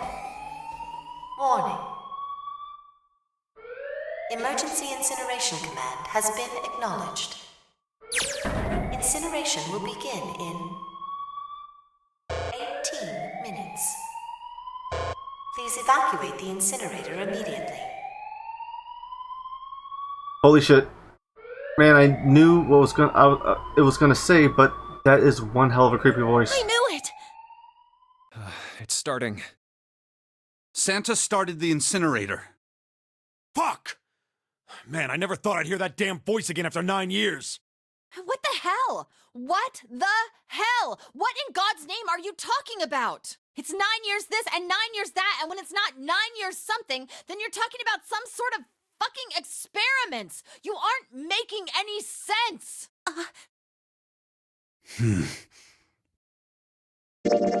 Oh. I'm sorry, Lotus, but we really don't have time to explain it right now. I promise, I'll tell you everything once we get out of here. But... Incineration will begin in 17 minutes. You know what that means, right? Incinerate means burn. What kind of idiot do you think I am? I know what incinerate means. Well... God damn it! Okay, fine. Noticed the Junpei vision in yeah, I noticed that too. That's what I'm I trying won't ask anything else. Talk about whatever you want. I said I could switch between them. But you have to do something for me. 7, figure this out. What? Why me? Just shut up and stop this thing. How the hell? There has to be some sort of emergency shut-off button. There isn't anything like that. How the hell do you know? Because I looked for it 9 years ago. Lotus isn't happy about that. Can't really blame her.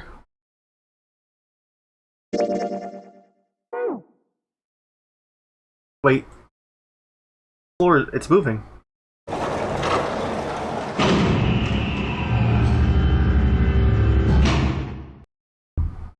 What else can I say about it? What the hell is that? What is that? What is that? What else could I say? The floor opened and the machine rose up. Can I? Huh. looked like a computer. At least the kind I did. Yes, this part. It was a monitor, keyboard, and a cross-shaped device of some kind. Craig, why are you excited? Something about this machine, the machine scared me, but I was forced myself to walk up to it. I was terrified. Tears poured down my face. I wiped them off even as more took their place. Forced myself forward. Finally, I reached it. I looked at the screen. It was blank. All I saw was my own frightened face staring back at me from the glass drenched in tears. All I can see on the screen was a reflection of my own face. I'm looking kind of freaked out. I know I'm sweating like crazy, but I see it's kind of drives it home. Okay, Junpei, just calm down, alright? Everything's gonna be okay. Yeah. And I wish that thing I would just shut up. Incineration will begin in 15 minutes. Alright, back to this thing. If it's only showing up now, then it's gotta be important. What the hell am I supposed to do with it? Hey, move! Hey, we're all tense, lady. That doesn't mean you get to show people around. Okay, it's turned on. There's nothing on the screen, though. Oh, this is bad. This is really bad. If there's nothing on here, how are we supposed to do anything with it? Sure, I'll just push the buttons. I'm sure that'll... well, at least it's on now. What is this? What's up? It looks like some sort of puzzle. Bunch of numbers, letters scattered across a 5x5 grid. The numbers are ranged from 1 to 8. Do you think that if we solve this puzzle, the incinerator will stop? Yeah. Well, we can hope, right? Alright, puzzle, how do you work? I meant that goddamn voice again. Incineration will begin in 13 minutes. Shit, 13 minutes. Can we really do this? My heart feels like it's gonna pop. My heart was pounding like it was going to explode. I stared at the puzzle on the screen. I was sure I had to solve it somehow, but I had no idea how. My connection to Jumpy had been gone for a while. His mind was gone. I couldn't get any more information from him. I felt the seconds tick by as I stared at the screen, completely lost. My cheeks felt hot tears poured over them. Then I heard a voice. Hey, what are you doing? It was muffled. I turned around. Pressed against the window in the entry door was a face frightening evil was a face of frightening evil face. It was Hongu. How long had he been watching me? Don't know what to do. He was yelling, but his voice was still muffled. It's simple, really. But I suppose I might as well tell you. Just solve the puzzle on that machine.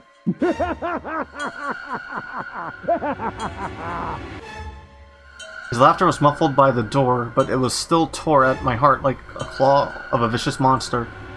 I bit my lip, glared at Hongu, struggled to hold back hot tears. You're a terrible person! I hate you! Oh my!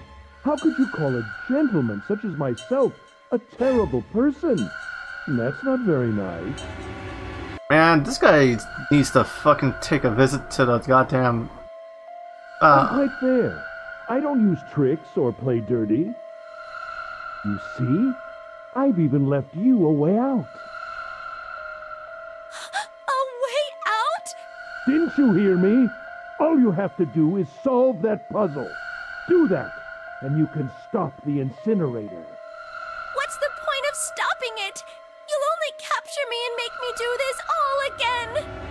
Yeah. I'm not going to listen to you. If you're just going to throw me back in here, I might as well just die now. My goodness, haven't you listened to anything I've said?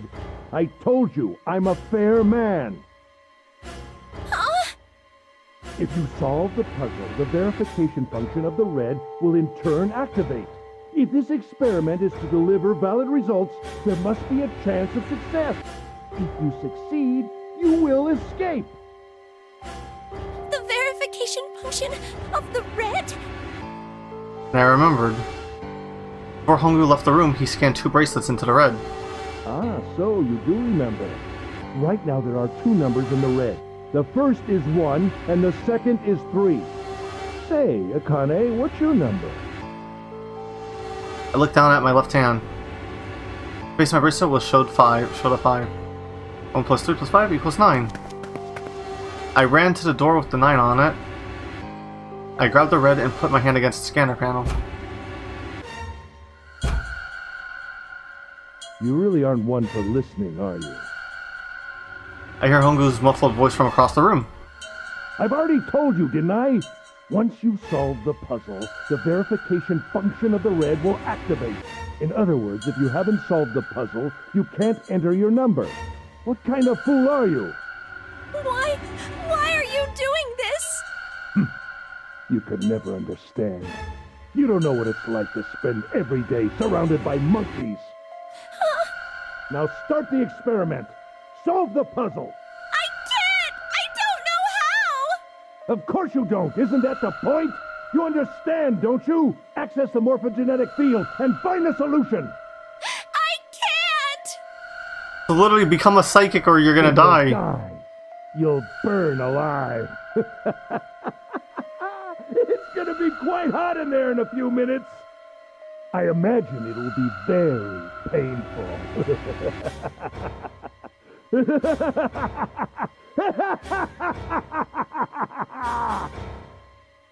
Purple laugh echoed across the room, and even after his face disappeared from the window, I could hear it.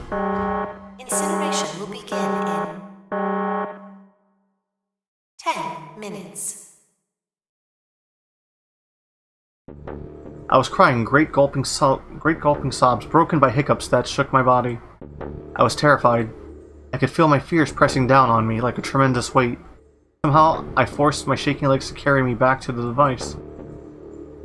I stared at the monitor. I can't. I just can't. There's no way. I can't figure this out.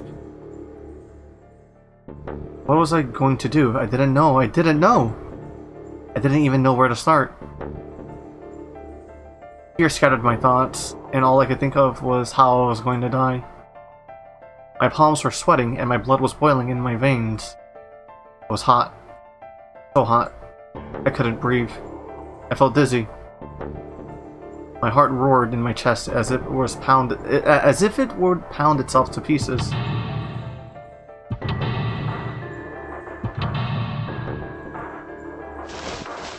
I reached into my pockets. I wrapped my hand around the thing I came back to get. The doll Jumpy had given me.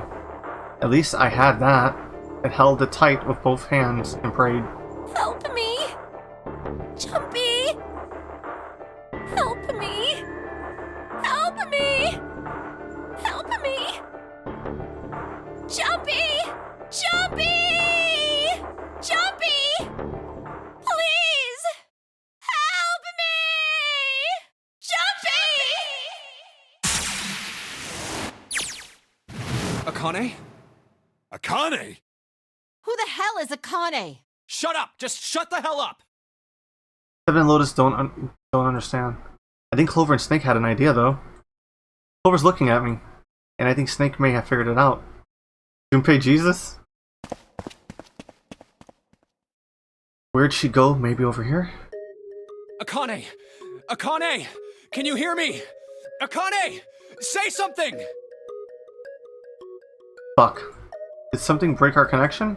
I swear I just heard her. Shit. Akane! Answer me! Akane! Jumpy? I spun around. I heard a voice. His voice. I looked around. He wasn't in the room, of course. But I'd heard it so clearly. Like he was right there. Jumpy! I screamed as loud as I could. Akane! Jumpy! Oh, this jumping back and forth is giving me a headache. That's her. She's there. And that means... Akane! Akane! Are you in an incinerator right now? Yes, I am! How did you know? I couldn't believe that he knew that. Now I understand what Santa meant. Right. There's only one way to help her. You were brought here to help my sister. To save Akane. Yeah, the OG version, one was the top DS and the other one was the bottom. Oh, that's why it switches from Junpei to Akane Vision. That's fucking clever. Incineration will begin in... See, now I feel like an idiot for freaking never finishing the DS version and selling it for like 15 bucks at GameStop. 7 minutes. Got Sonic Rush for it, at least. Jumpy, we don't have time! Yes, I could. I told him that I had to solve the puzzle in order to stop the incinerator. Got it! And I do. I get everything now. At last, I finally understand what all of this means. I know why the Nonary Games was held today. I know why we were kidnapped and brought here. It was all for this moment. All of this was planned out to lead to this one moment. Oh my god. This is insane. I can't believe it, but there was only one possible answer. June is 0. All to save Akane. So June was 0 all along? She recreated the history of the future, and she had a glimpse of 9 years ago. She tried to save herself that way 9 years ago. No, she's trying to save herself right now. That means that there's only one thing for me to do. Even if this is all some sort of insane plan, I will save her. I will save Akane Kuroshiki. I must save her no matter what. Incineration will begin in 6 minutes. The voice reminded me of much time I had left. Yeah, I know. Just hang on, alright? I promise I'll get you out of there. I'm not gonna let you die. I promise. So don't worry, alright? Just give me a few minutes, okay? Okay. My voice shook as I answered. It was hot in the room. I felt like my heart was on fire. 6 minutes or not, my heart burned with my feelings for him.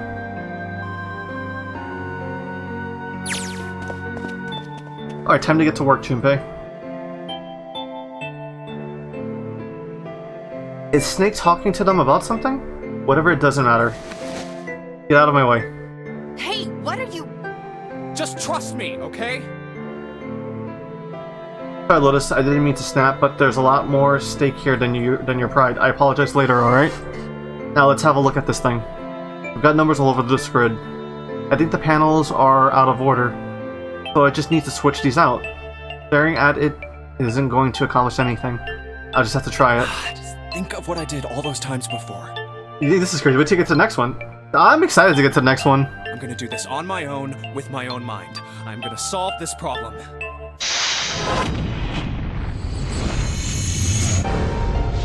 That's a crazy that's crazy though. I need to look at the DS version.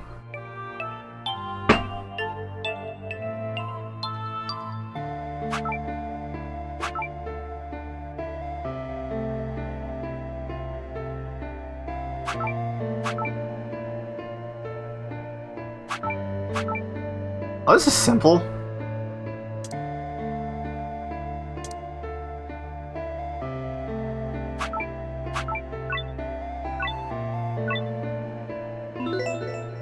Wait, is this fucking Sudoku? No, wait, no, that's too many 9s. Doesn't make sense. Original was a Sudoku puzzle.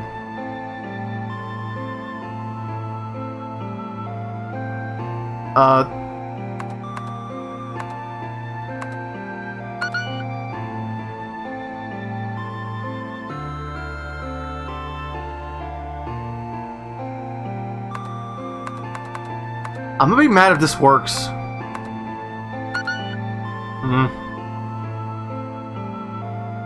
Well, I saw password.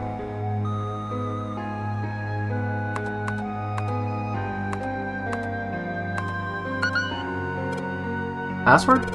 I'm inputting a password now, then? Are there any hints? What the hell am I supposed to put here?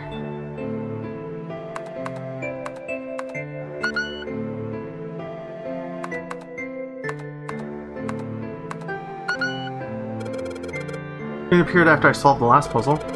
Maybe the hint was in that one. I literally just put in password.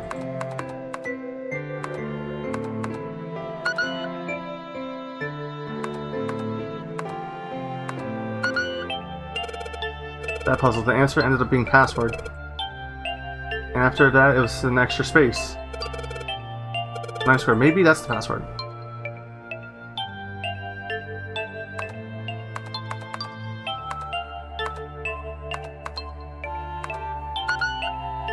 Wait.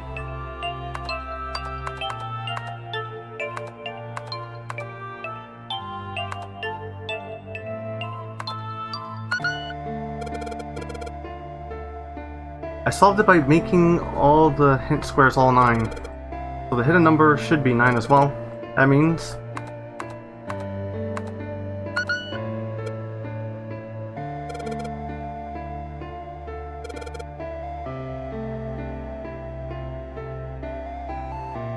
legitimately confused there.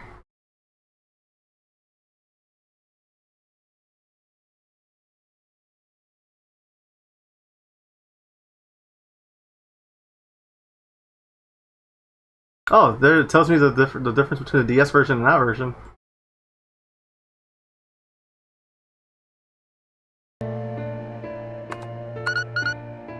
It was just 9. Yes, that's it! Akane, did you get it? Yes, I did! I solved it! I mean, really, you solved it for me, but I copied everything you did! Now I just have to press enter! Then what the hell are you waiting for? Push it! Okay, I will! I hit the... You got this. I'm a little confused too. Yeah? Now I'm legitimately curious, how does this look on the DS? Emergency shutdown command has been confirmed. Incineration system has been disabled.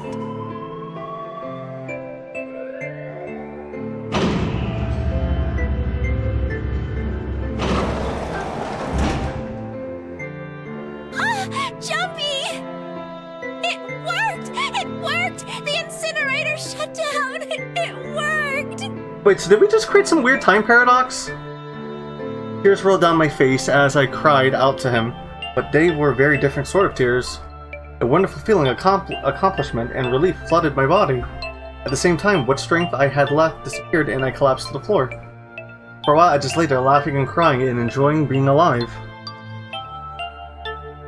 Every time I thought about him, my heart would burst. Whew.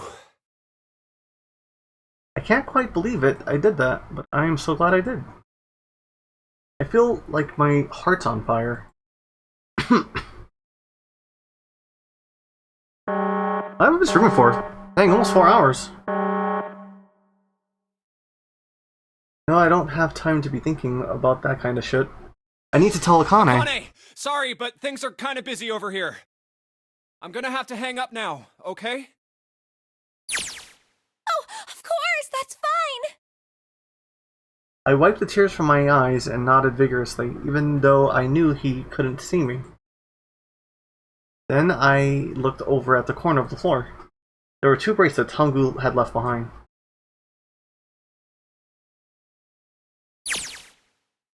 Now. While Seven and Lotus don't look particularly happy with me. A very nice look to give someone who just saved your lives, guys. Junpei, are you... Okay. Ah, shut it. Right, okay, so maybe they have a reason to be pissed off. What if I haven't pressed enter key yet? Alright, nothing holding me back now. Here goes. Wait. Incineration will begin in 90 seconds. It doesn't sound like it's stopping. What the shit? Why isn't it stopping? Okay, maybe I didn't hit the key hard enough. I just hit it again. And again. And again. Okay, that's not working either. The alarm's still going off. What the hell's going on? I've got all the right numbers in the right boxes. It's perfect. Why the fuck isn't this thing stopping? Incineration will begin in 60 seconds.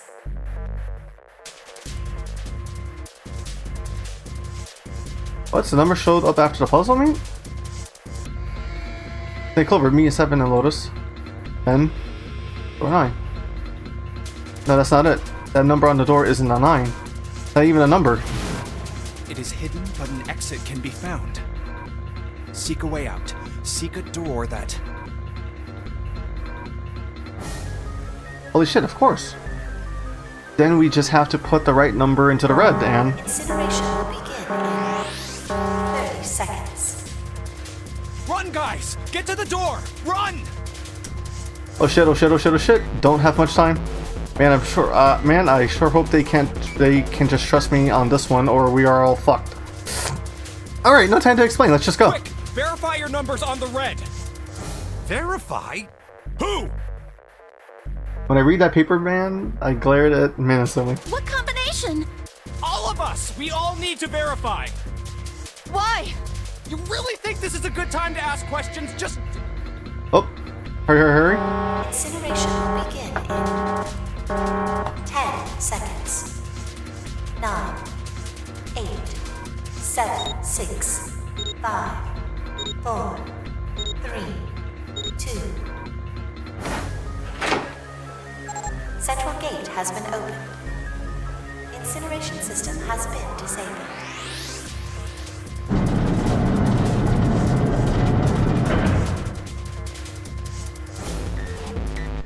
Oh, thank fucking Christ.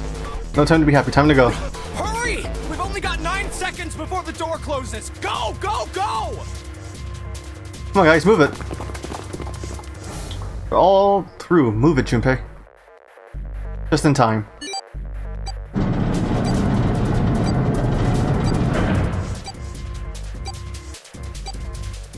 And there goes the door. Now, no, don't calm down yet. You're not done. We still gotta find the dead.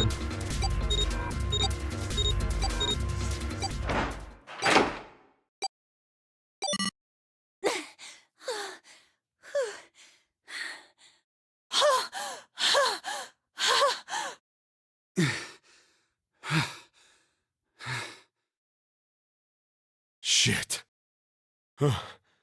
Looks like we made it, huh?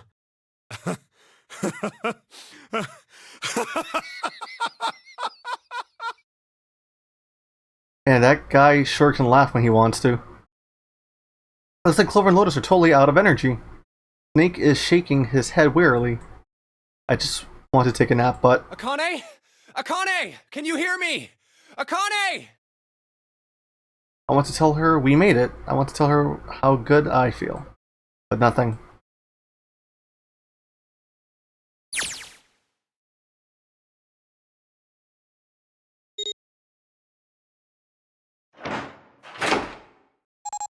Wait, did she not bring the bracelets? Does she still die in the end?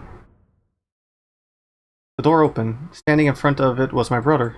Akane! Oi! I cried his name even though my voice was almost gone from screaming and leapt into his arms. Oh, oi! Aw. Akane!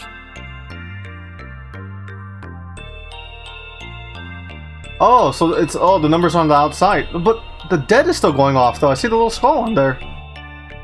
I buried my face in his chest and cried again. I cried and cried and cried.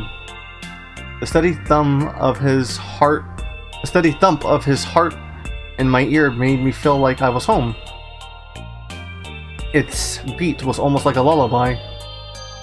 I wrapped my arms around him as far as they would go, held him as tight as I could. Just to be there felt like a miracle. I hadn't felt that warmth for another human body in what had seemed like an eternity.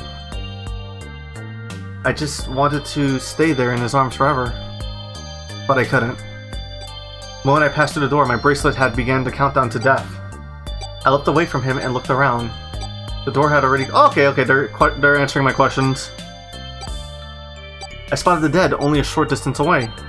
It took me only a moment to get to it and scan all the bracelets. I left the ones Hongu had dropped on the scanner panel. Oh good, she did bring him with her. Okay.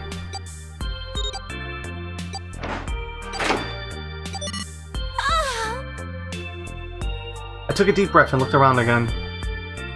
Huge detective who we called 7 in 9 years, and Snake the Blind Boy were looking at me. It seemed like they had been utterly stunned by my sudden appearance. Their eyes were wide, and their mouths hung open. Alright, let's get out of here. If we don't book it, we might run into Hongo again. Io was right. It was time we got moving. The mention of Hongu seemed to jar 7 and Snake out of their surprise, and they nodded. They took off running up the spiral stairs to freedom.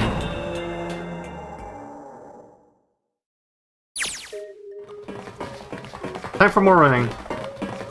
But if they can't get us out of here, no wonder we're running so hard. My heart's beating so hard I can barely hear.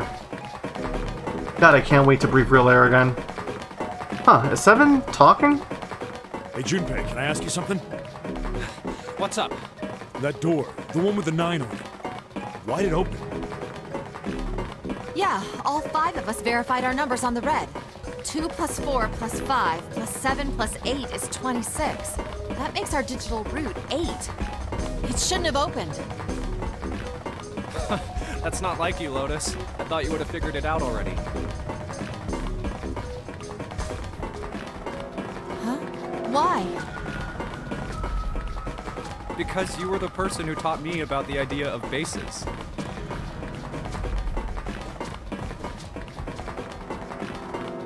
Bases? Yeah. What are the 2 numbers in base 2? 0 and 1. How about base 10? That goes from 0 to 9, right? Then how about base 16? 0 through F. After 9, it starts at A and goes from there. You're right. In other words, A in base 16 is 10 in base 10. I'm so confused. B is 11, C is 12, D is 13, and so on. So, what about it? You don't get it? What if we keep going with that pattern? What if you go way past base 16 all the way to base 27? Base 27? Yeah. Well, the numerical digits are the same. So, I guess you'd add alphabetical digits. E is 14, F is 15, G is 16. H is 17, I is 18, J is 19. K is 20, L is 21, M is 22. N is 23, O is 24, P is 25. Yeah, and? What comes after that? 26. Q. 26! And what does that mean? Wasn't a 9 on the door. It was a Q! A fucking lowercase q! Yep, that's pretty much it. I guess to put it another way, you could say that it was a 9 in base 10, but a Q in base 27. Time for more running. God, my thighs are killing me. I swear, any moment now, I'm gonna tear a muscle. I feel like every single cell in my body is dying of air. Damn, every breath I take is a chore now. I feel like my lungs are gonna burst. Maybe just a short rest. No, can't stop. Don't have time. Come on, legs. There can't be many more of these steps left. Let's run, like a bullet down a rifled barrel. Like a tornado cutting through the sea of clouds. I feel like we're running along the back of a giant coiled dragon. Finally.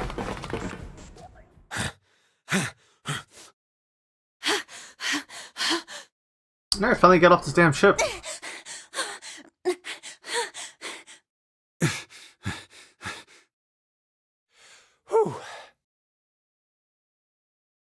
Jesus, I can barely breathe.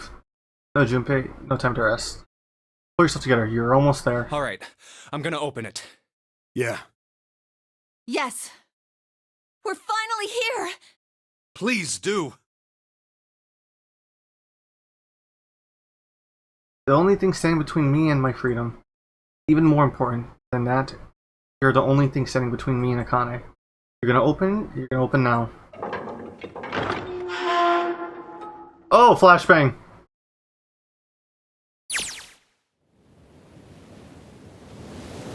I felt a hand on my shoulder. It was Ioi's. He gave it a small reassuring squeeze. I was so happy I felt like I could melt.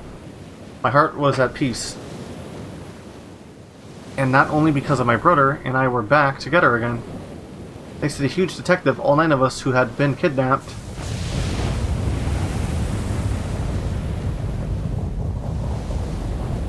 Why is the blind kid rowing the boat?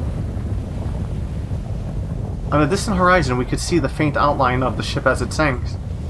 It gave thunderous roar as it finally slipped beneath the waves. The last cry echoed out across the ocean, and then it was gone. It's over. Aoi whispered. Yeah. It was over. It was finally over. Or was it? Was it really? No, that was wrong. That wasn't it at all. I wasn't sure of it. This wasn't the end. It was the end, only the beginning. This was only a prologue to what would happen in 9 years.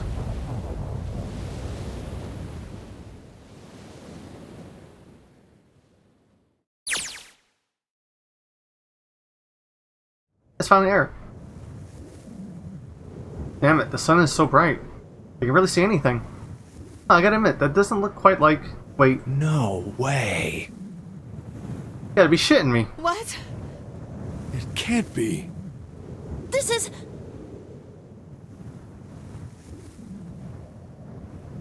Wait, they're in the desert?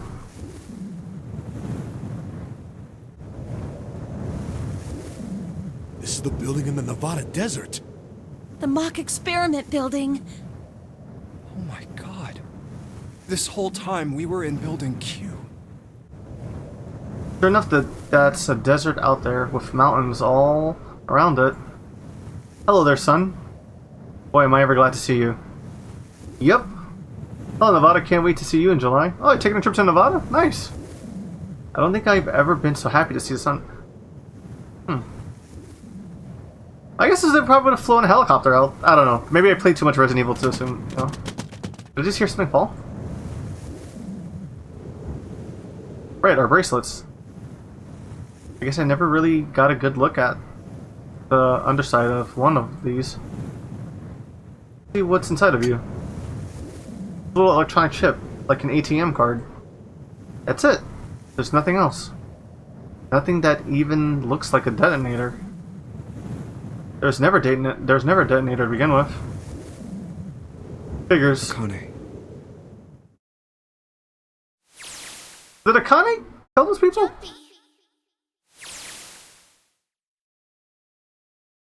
Huh. I guess I must be pretty crazy about the girl if I think I'm hearing her voice in the wind. No?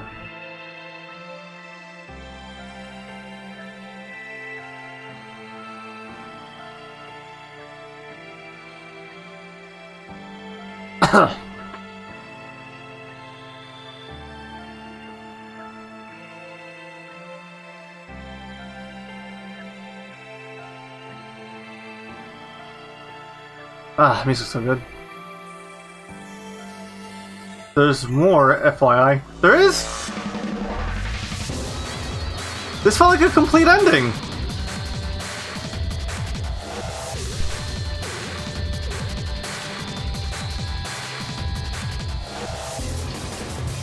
Everybody got it. Wait, yeah, where's Santa and Snake at? Just a post-credit scene. Oh, okay. Well, I'm gonna go to the bathroom real fast, so I'll let the music play and let the credits play. Be right back. Hopefully I don't miss anything important.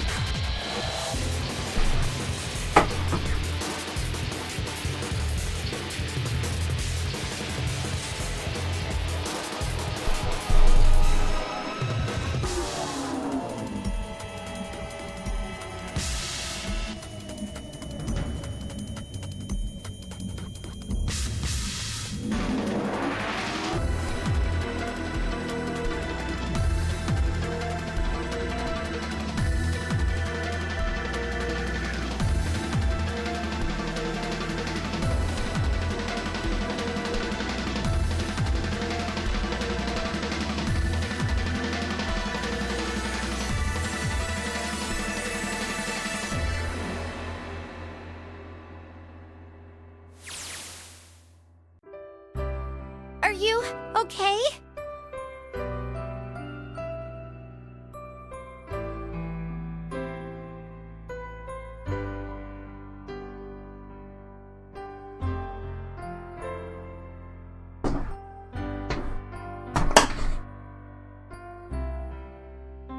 Okay, I'm back. Boost to win? Cyber what? No. Ah, okay. It's auto. It's not auto. He's missing everything. Oh my god. Are you okay? Oh, come on. This is nothing. Really? Yeah. You don't look okay. It was just before the end of elementary school. Jumpy and I were sitting next to each other on a small hill, looking down at the town, as the sun slowly set. How does it look then? He was half serious and half joking. I thought about it for a minute first. Well, let's see. Holy fuck! It looks like you kissed a toad and got warts, but then they just kept growing and growing and growing. What does that even mean? Junpei grinned and... Ow, ow, ow, ow. See? I told you you're not okay. You're too reckless. You can't beat 5 8th graders, Jumpy. That's crazy. I don't know, look at his knuckles. He definitely did something to those kids. Yeah, but I couldn't just stand there. I mean, don't you think so? I had to do something.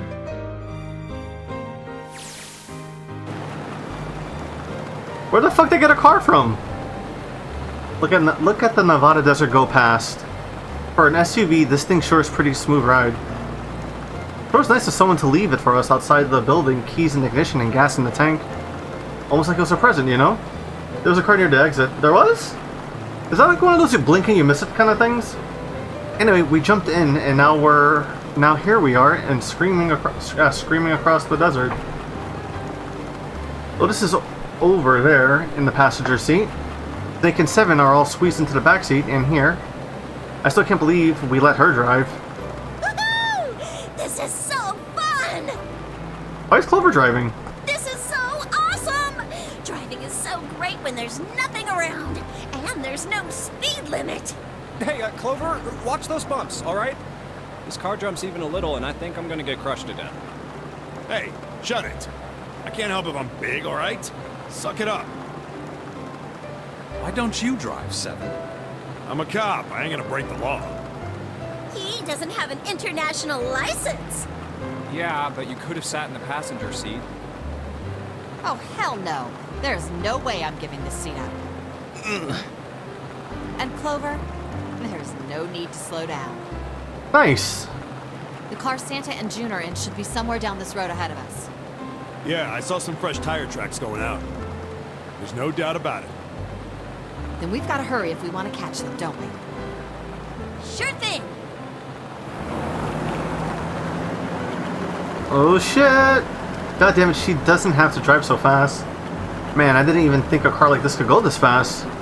We're sure throwing up a lot of dust.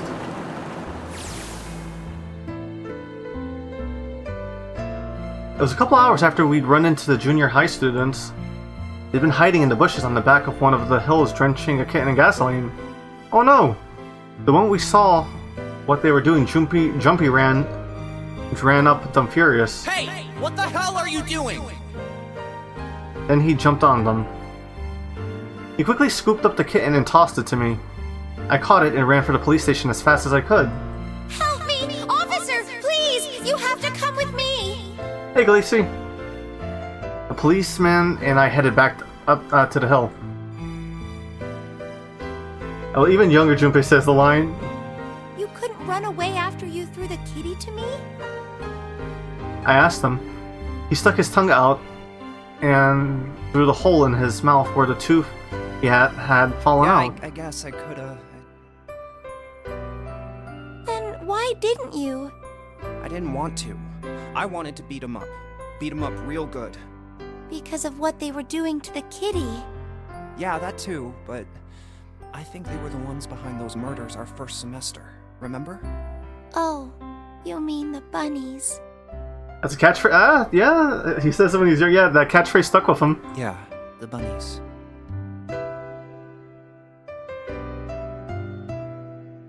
plucked some of the grass from the ground and tossed it into the wind. They asked me what elementary school I was from, so I told them. And then they said they'd do the same thing to you that they did to the rabbits. I couldn't forgive them for that, so I... Hey, there's still some stuff I don't get. Of course, you probably don't know any more than I do. Like Ace. Well, I guess I should say Gitaro Hongo. Why did he create the Nonary project? Anybody? Any ideas? Why don't you ask him yourself? Well, yeah, I guess I could. He's still in the trunk, I assume? Yeah, he is. Still tied up, I'm assuming with his mouth taped shut. His eyes just look empty of no emotion. It looks like he's just given up. I wonder if he even cares what happens to him anymore. Hey, were you listening to us? Yeah, go ahead and try and pretend you weren't, you old bastard. Get that tape off your mouth. Come on, I know you were. Answer me. Legitimately surprised Santa didn't just shoot him. You could at least look at me when you talk, man. I only wanted to see the faces. Human faces. I thought if I could gain the ability to access the morphic field center, then perhaps I could see faces. By peering into people's minds, you could understand how they were processing the expressions of others. That's it? Yes. If you want to put it simply. But if you are looking for a more philosophical answer, I can supply that as well. You see, the human collective consciousness... Oh, shut up. Oh, I think that's enough for you, pal. Time for the tape. Yeah, my thoughts exactly. Alright, so what's your second question? You said there were some things you didn't get, didn't you?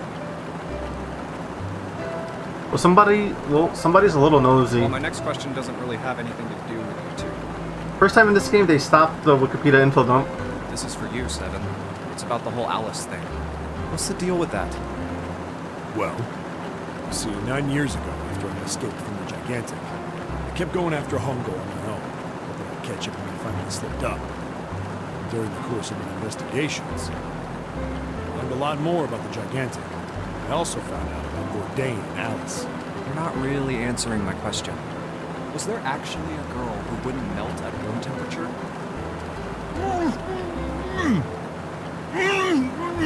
First time in this game, they stopped the Wikipedia info dump. Yeah? Sounds like Hongo has something to say. Alright, I'll let you talk, but you gotta behave. What? Alice doesn't exist. 9 years ago, I found Alice's coffin behind the library on the bottom deck.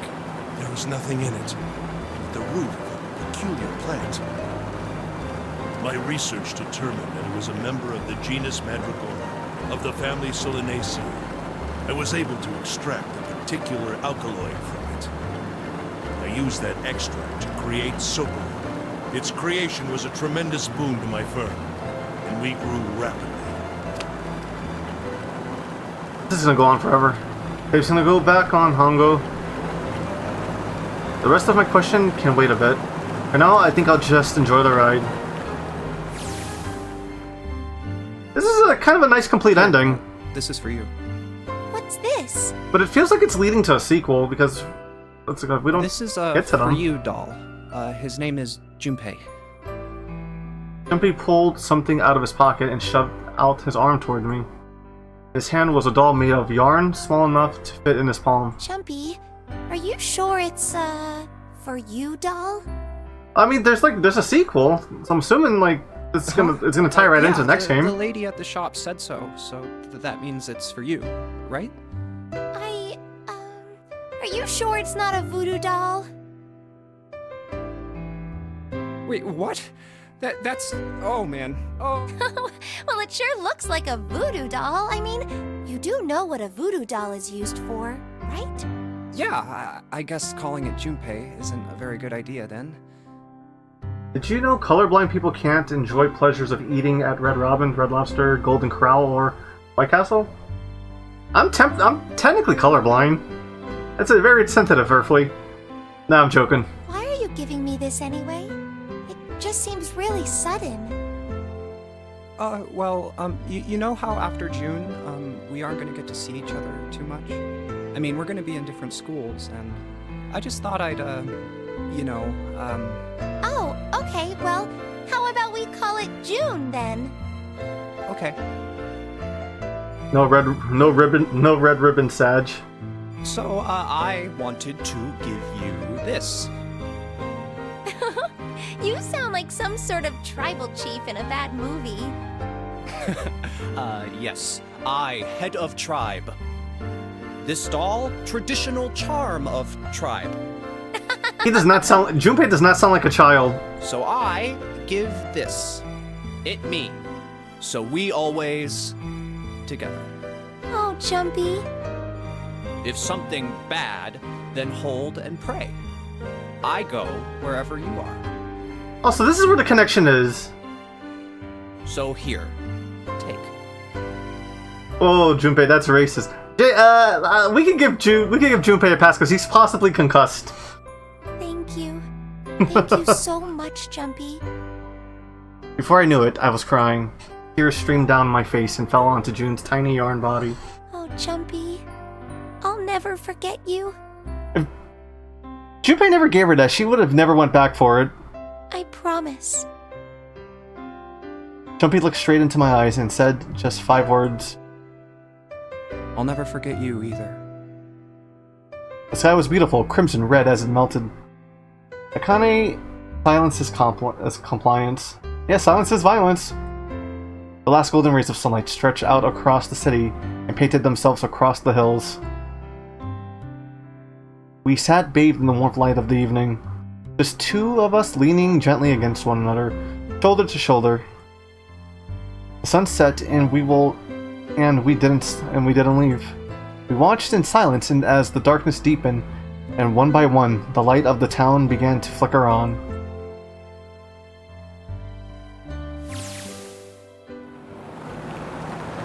There's still one thing I don't get. To be honest, and it's the biggest mystery as far as I'm concerned, and also the only one that's really important. It has to do with June and Akane. 9 years ago she died in the incinerator on the Gigantic, but she's still alive now as June. But how? Was it because I tapped into the morphic field set and saved her 9 years ago? Alright, let's say that makes some kind of insane sense. If I did that, then how do I make sense of what 7 remembers? Snake makes sense, he's blind. He couldn't have seen her body anyway. But 7, he said he was sure he saw it, but does that mean there's some kind of historical discrepancy? Or wait, maybe that's not it at all. There's one other logical explanation. Was that you told me the truth, 7? You look satisfied. No way. He couldn't. Hey, look! Over there! There's somebody next to the road. Huh? What?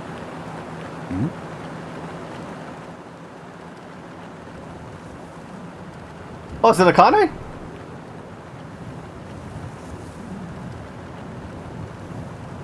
You gotta be fucking kidding me!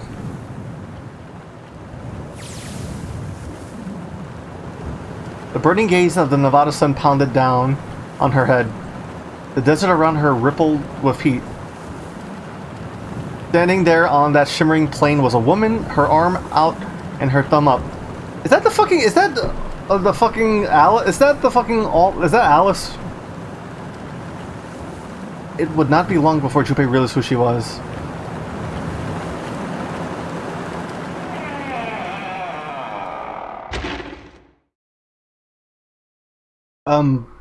That's a confusing ending.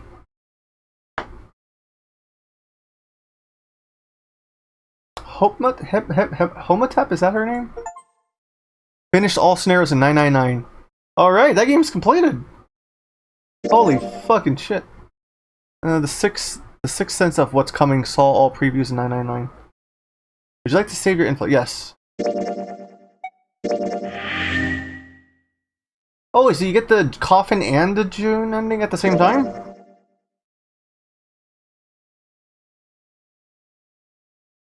Wow, that was 999. Holy crap! What an adventure! I cannot wait to get to the. I cannot wait to get to the rest of the series. God damn, that was a long ass game. 10 sessions. How many endings was that? Like 5? 5, 6? Oh, I'm so happy I played this though. For 6, but I feel like I gypped this company by buying this game on sale.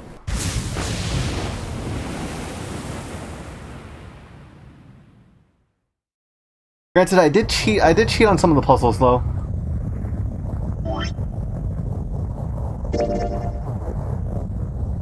So yeah, I think we can call it here. Let me find a mutual to raid. God. Oh my god, I'm so happy. I'm happy I finished the story. I'm actually want to know what the sequel is. I want to know how the sequels go now. Legitimately curious. Legitimately curious. Let's see. Who is live? Who can I send you guys to?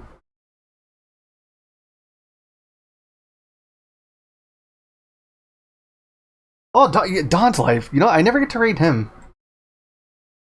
Alright, so I'm gonna send you guys to Paper Dawn. You guys all have a good night. Thank you for swinging by. Craig, thank you for the recommendation of this game. I cannot wait to get to the rest of the series. God. The number 9 will return. So wait, isn't the second game isn't it the second game Virtue's Last Reward or something? Huh.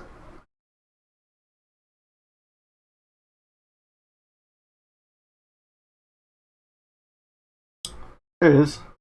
Yeah, it's literally part of this part of this thing. Because I think I also have the other one too. There's at least one 9 in it. Oh, is there like 9? Is there another 9 participants? No, but yeah, I'll see you guys on the next stream. I don't know what I'm doing for Friday, but I'll see. I'll check my schedule, see what I got. Have a good one, everyone. Peace and be respectful. Upload this to YouTube.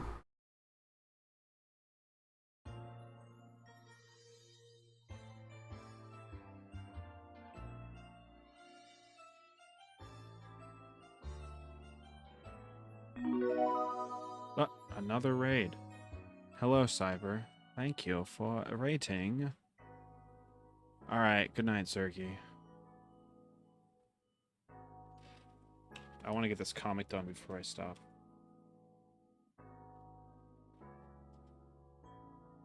Oh, really? You fully beat it, huh?